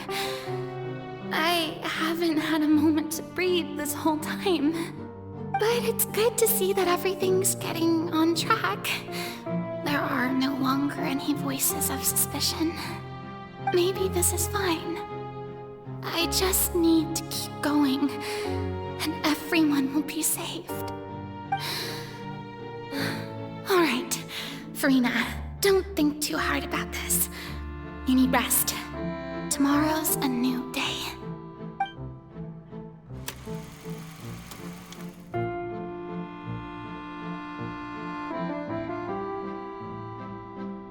Lady Farina, here are the new trial reports for the latest cases, as well as a summary of the follow-up.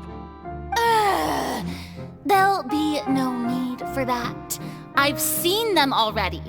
There's no need to go back over scenes I've witnessed in person before. Lady Farina, I've waited so long for this chance to see you in this manner. Indeed, my dear, loyal citizen. This joyous moment is an honor for us both. Lady Farina, we're detecting significant hydrological anomalies near Poisson. Understood. Keep monitoring. Keep me informed should anything come up at the Institute.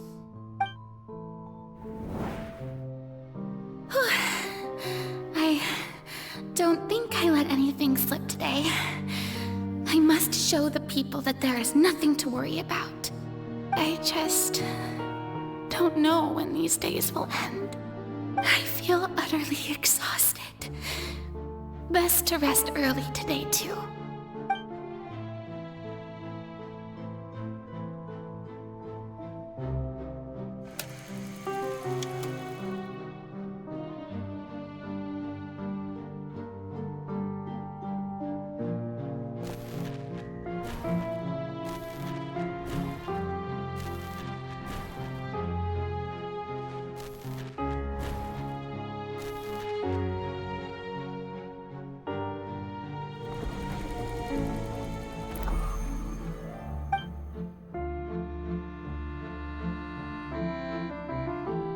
Lady Farina, it's like a dream being able to speak with you up close like this. I've heard that the first member of our family who was honored to receive an audience with you was Madame Deoteria, almost 20 generations ago. And what a fine family yours is indeed. It brings me great joy to meet such a faithful believer. A descendant of a line most ardent. Surely you exaggerate, Lady Farina. My lady? What is it, good citizen?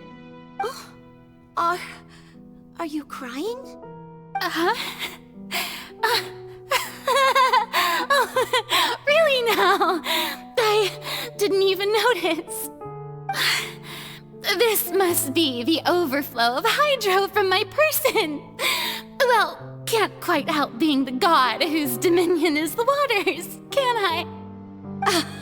No wonder. No wonder. A manifestation of your power, then. Oh, Archon, I am honored to have witnessed it. Honored indeed.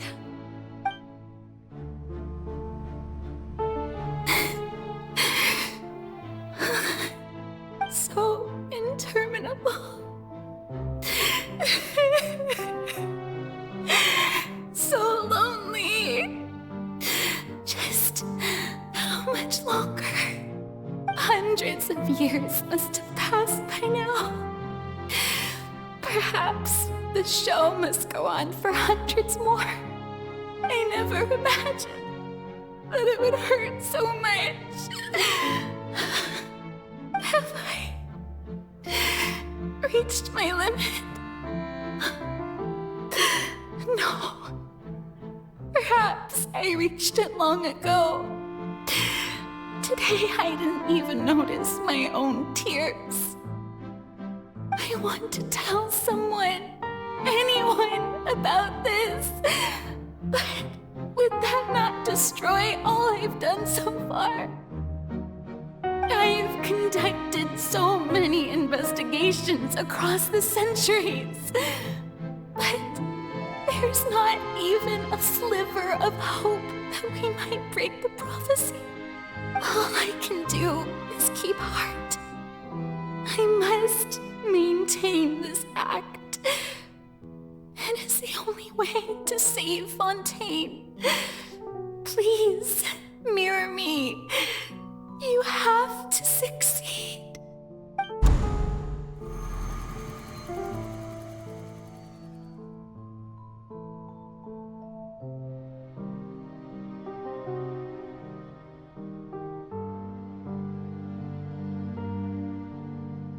Farina, you don't have to shoulder this burden alone.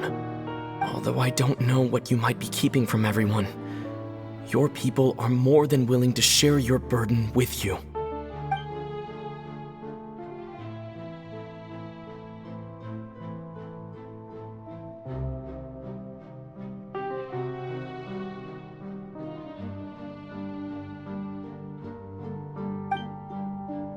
Share my burden. That's impossible. It was fated right from the start that this— But even if your burden doesn't need to be shared, you can still choose to confide in someone. Just share it with me. I'm a witness. Yes, I've heard that you came to Tevat from beyond the stars, yes. In other words, you never belonged here. And if Tevat is, in its entirety, a show on a stage, then you're just a spectator, aren't you? If that's the case... He's right. I could confide in him, couldn't I? But if things don't play out as expected, the people of Fontaine will be the ones to pay the price. No, Farina.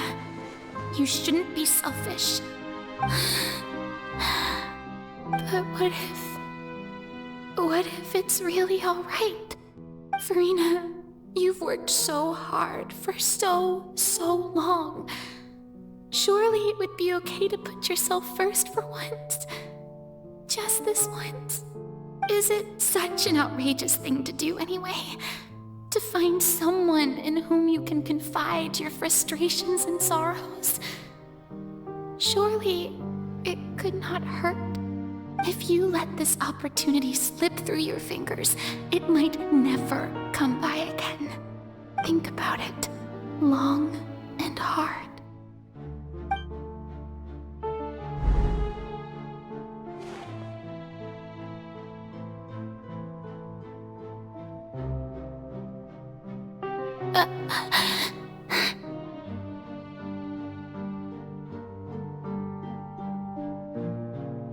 No, I have nothing to say. I am Farina, the Archon of Fontaine. Everything will surely get better. All you need to do, dear spectator, is to witness my performance until the curtains fall.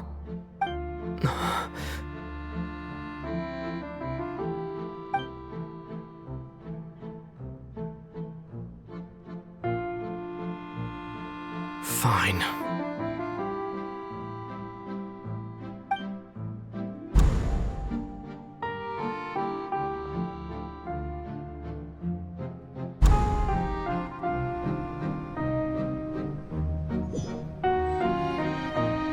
So even Farina doesn't know the truth? You've never once let her in on the full plan? Yes, it had to be done. To deceive the heavenly principles, you must first deceive yourself. She did very well. If she had let her resolve falter even once in these 5 centuries, Fontaine would have been doomed to the most tragic fate. It seems that trusting humanity was the right decision after all. I believe that I understand how your deception works, but that is only half the truth, is it not? How would you build on this foundation to save the people of Fontaine? That is the most important thing. Ah, good. Of course, the Iudex of Fontaine has pinpointed the crux of the issue. I'm sure you've long sensed that the Oratrice is no simple machine, yes? I've always suspected that it had its own consciousness, and Linny did mention that he heard a human voice within the core chamber. It now seems that that person was you, hidden within the machine all along. Am I right? And then I became one with the Oratrice, taking Fontaine's gnosis with me. Yes, it would seem so, wouldn't it? Alas, your understanding of this device still lacks sufficient depth. In truth, it is no enactor of justice. It is, in fact, a device created to kill the god of justice. I beg your pardon? Oh, you have it. And to be more precise, not only will the Oratrice take down the god of justice, it will also take down the divine throne upon which she has been placed. I mean, did you think I would be the sort to enjoy peaceful repose while Farina suffered? My work over these last 500 years has been to constantly accumulate indemnitium within the Oratrice. But really, some have already discovered that only a small fraction of the energy generated by the device was ever used to provide power to Fontaine. The vast majority had to be, accumulated to enact this death sentence. It was all part of your plan then? Both the trial and the sentence? Indeed. This power, accrued over 5 centuries, could have sustained Fontainians for millennia had it only been used for that purpose. Almost all of it has now been stored within the Oratrice. But only power of this magnitude could hope to destroy the Hydro Archon's divine throne, shaking the rules established by Celestia and breaking through the institution that is the Seven. So the Oratrice's call for death was for neither Farina nor Focalor, but for the Hydro Archon.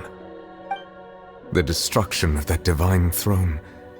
If I do not misunderstand your intent, you must be... Returning what's rightfully yours to you, of course. In other words, this was all done to return the authority of the Hydro Archon to the Hydro Dragon of this planet. But...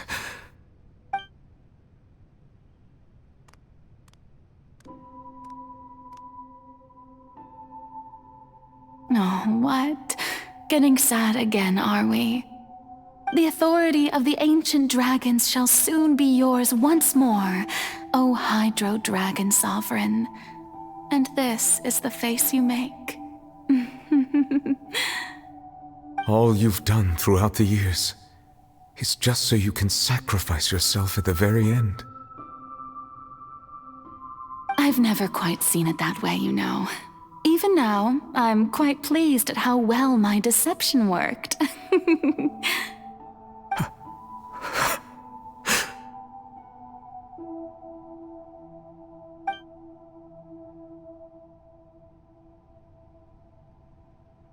Hydro Dragon, don't cry. I must say, had it been within my rights, I would have loved to judge the heavenly principles themselves. Were they not guilty of essentially the same crime? Egeria stole the power of the primordial sea, and the heavenly principles stole the power you ancient dragons possessed.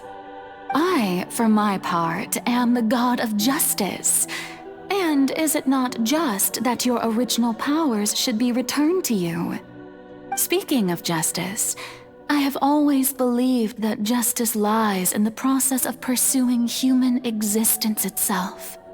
So, if the theft of the primordial sea's might was Fontaine's original sin, then, leaving matters of procedural right and wrong aside, the descent of the Fontainians as humans and their right to exist in this world would be Fontaine's original justice. In other words, existence was Egeria's justice, and to me, justice is the continuation of that existence. Defying the prophecy and ensuring that Fontaine's people shall live on, that should be the justice enthroned over all others. At this point, we, whether it be myself or all other Fontainians, have shouldered the burden of this sin for far too long. Iudex Neuvillette, the highest judge in our land, when you regain your full power as an elemental sovereign, what verdict shall you pass upon us? So when I was invited to the court of Fontaine to serve as Iudex, I see now that that was your idea too. At last, I now understand the true purpose behind this position. In the beginning, I was uninterested in human existence. But these 5 centuries of living alongside them have... You are a devious one, Focalors. Things being as they are, surely you know that I could never declare them to be guilty.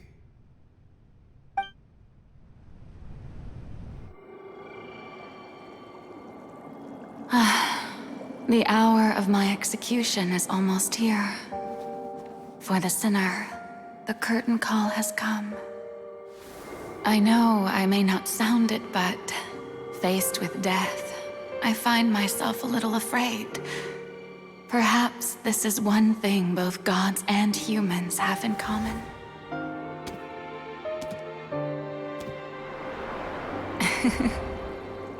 Farewell, Neuvillette. I hope you've enjoyed the part you played these 500 years.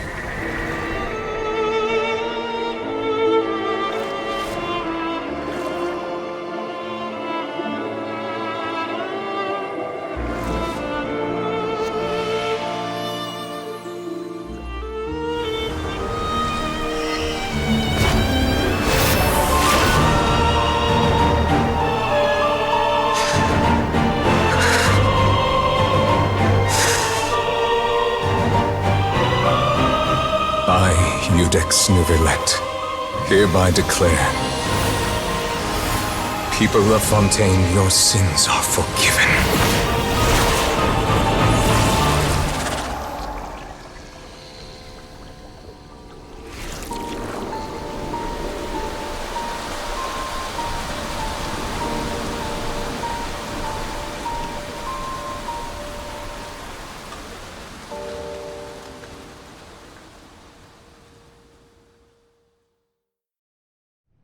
A blade is...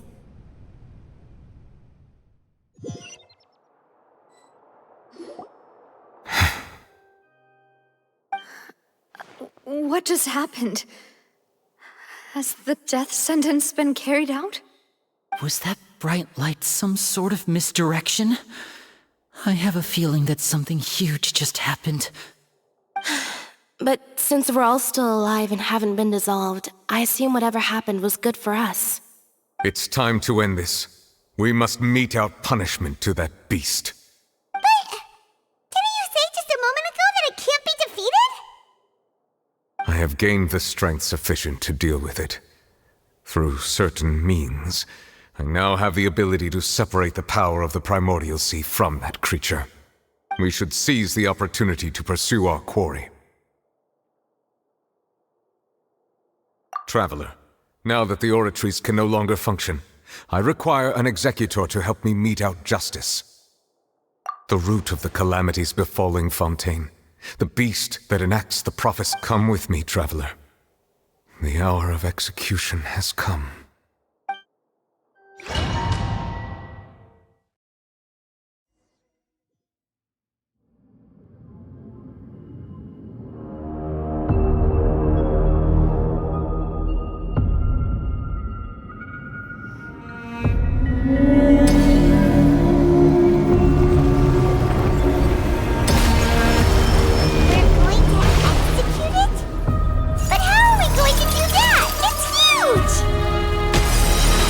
Done my best to separate the power of the Primordial Sea from the way.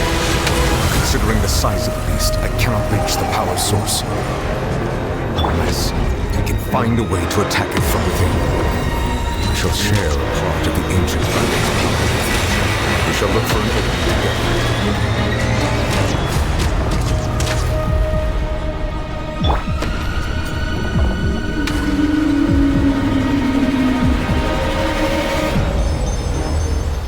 I can feel its sorrow turning into hostility.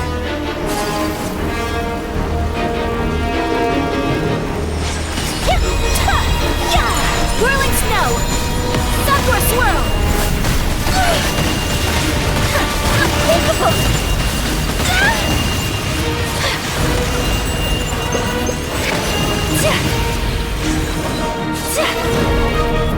The all-devouring narwhal cannot resist its instinct to devour.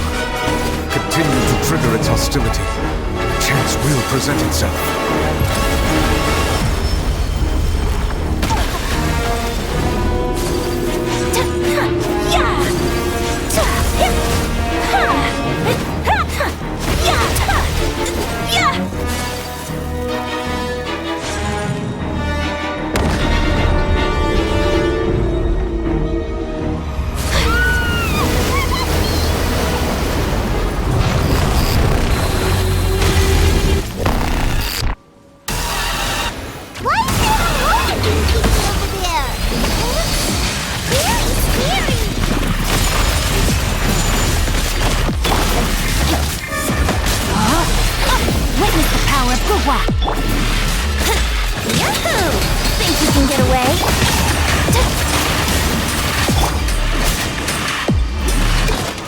I have granted you my protection.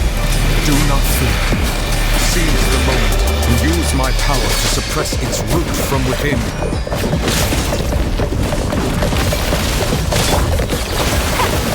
Take flight! Embrace the ice! Brace yourselves!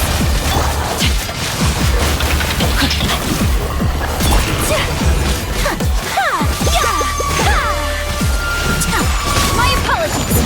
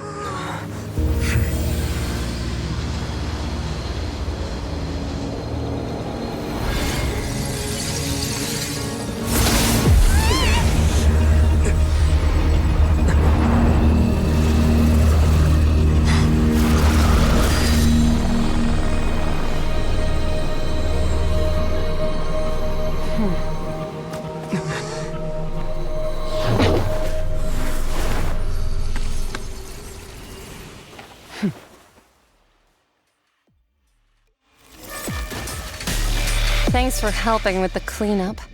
It should have been my job, but... oh well. It was just supposed to be a short private training session for me. I didn't think that my disciple and my master's pet would start brawling in the meantime. Well, actually, I had a feeling that it would happen at some point, but they bumped into one another earlier than I thought. What a blunder. I suppose I'll have to swing my sword 3 million times as penance. That power. Who are you exactly? Paimon has an idea. From what she said earlier, she must be Child's master. Skirk, right? It's just that he gave us the impression that she was the less talkative person.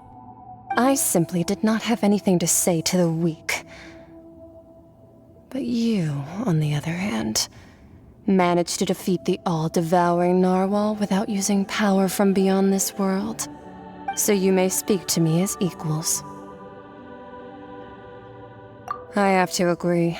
It's a strange use of a planet's primordial waters just to raise an all-devouring narwhal. That kind of power is wasted on it. It's not cooperative. It eats too much. And I have more important things to do with my time than pet sitting. The only thing that creature has going for it is its looks. All in all, it fails as a pet. Miss Skirk? I think you might have missed the point. The point being? Well, being that this pet almost destroyed an entire nation. So what sort of person is your master? Well, Child's master's master. Wait, is that right? Oh, right. So you don't know him. Sorry, I assumed you did. His name is Sertologi. Huh? I am unfamiliar with that name. Huh. So Master isn't sufficiently famous. How should I describe him then? Have you heard of the name The Fowl? The Fowl? Still nothing? Well, how about the Visionary? Vetterfulnir then? Or Gold Rhine-daughter? Ooh, that one we've heard! Rhine-daughter's part of the Hexen Circle. She's Albedo's mom, right? Oh, so you do know that name. To be honest, I also heard all of those names and titles from my master. I don't actually know them either. But I suppose you understand now, yes? My master is likely a similar sort to Rhine-daughter. They are both pursuing some form of perfection. Wait, didn't you also mention a visionary person? Paimon didn't quite catch their name. Actually, never mind that. I believe it expedient to inform you that the all-devouring narwhal used up nearly all its strength fighting you. Such roiling hydro energies will prove difficult for the planet's deep seas to digest. As such, the fontaine back on the surface has most likely been thrown into chaos. In other words, the prophecy that you've been fretting over should now be in full swing. What?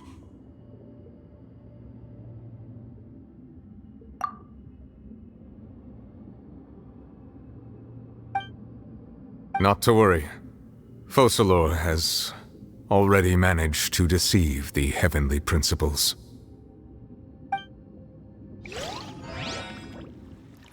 In the end, the people will all be dissolved into the waters, and only Furina will remain, weeping on her throne.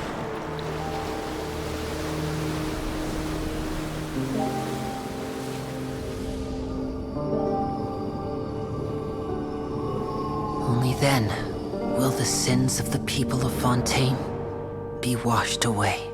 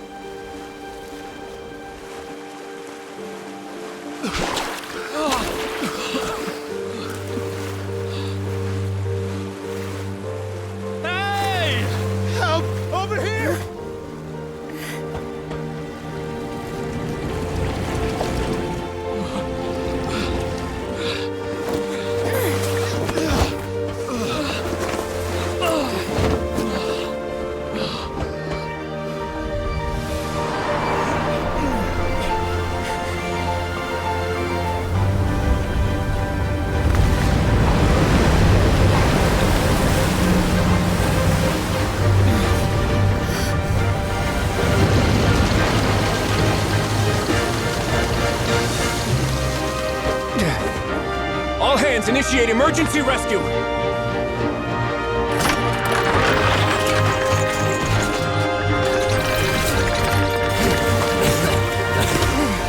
Hurry!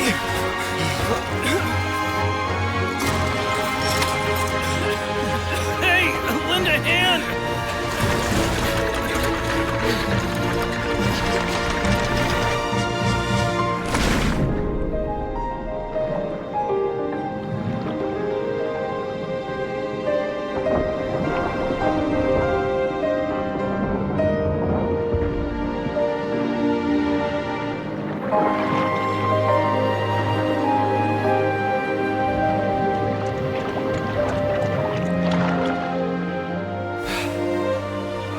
Look! The water's receding!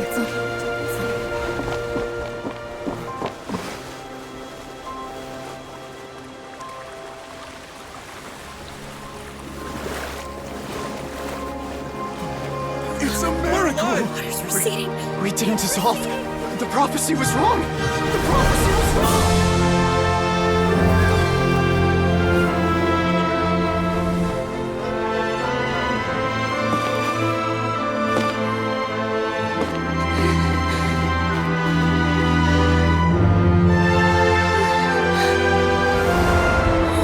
Are you alright?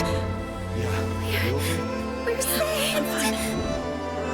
The prophecy was wrong.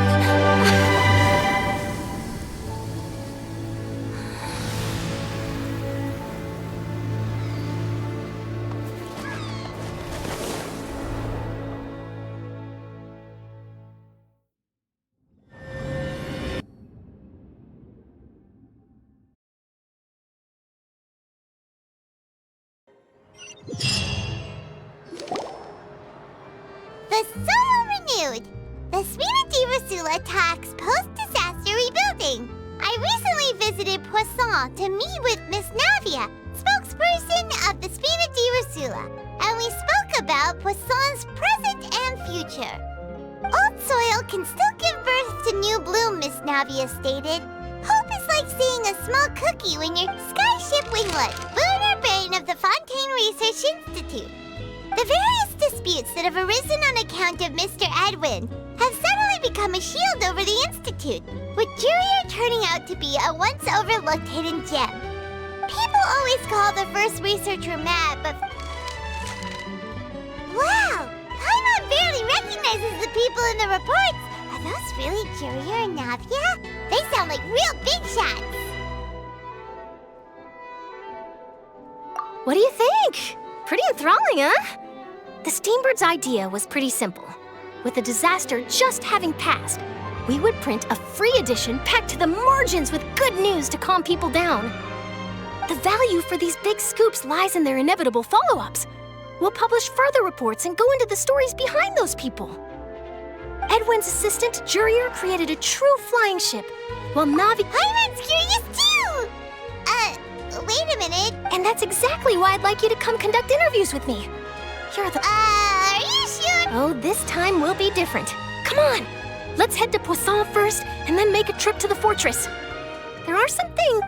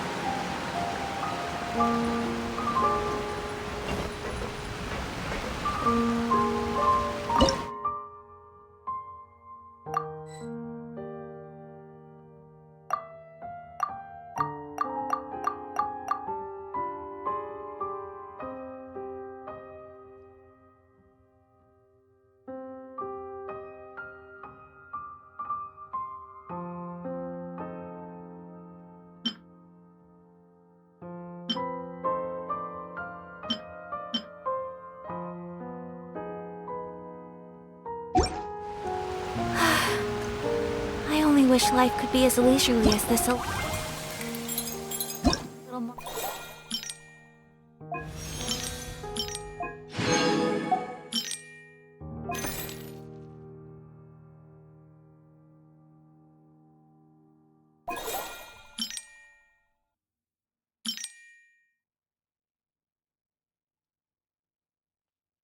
Often.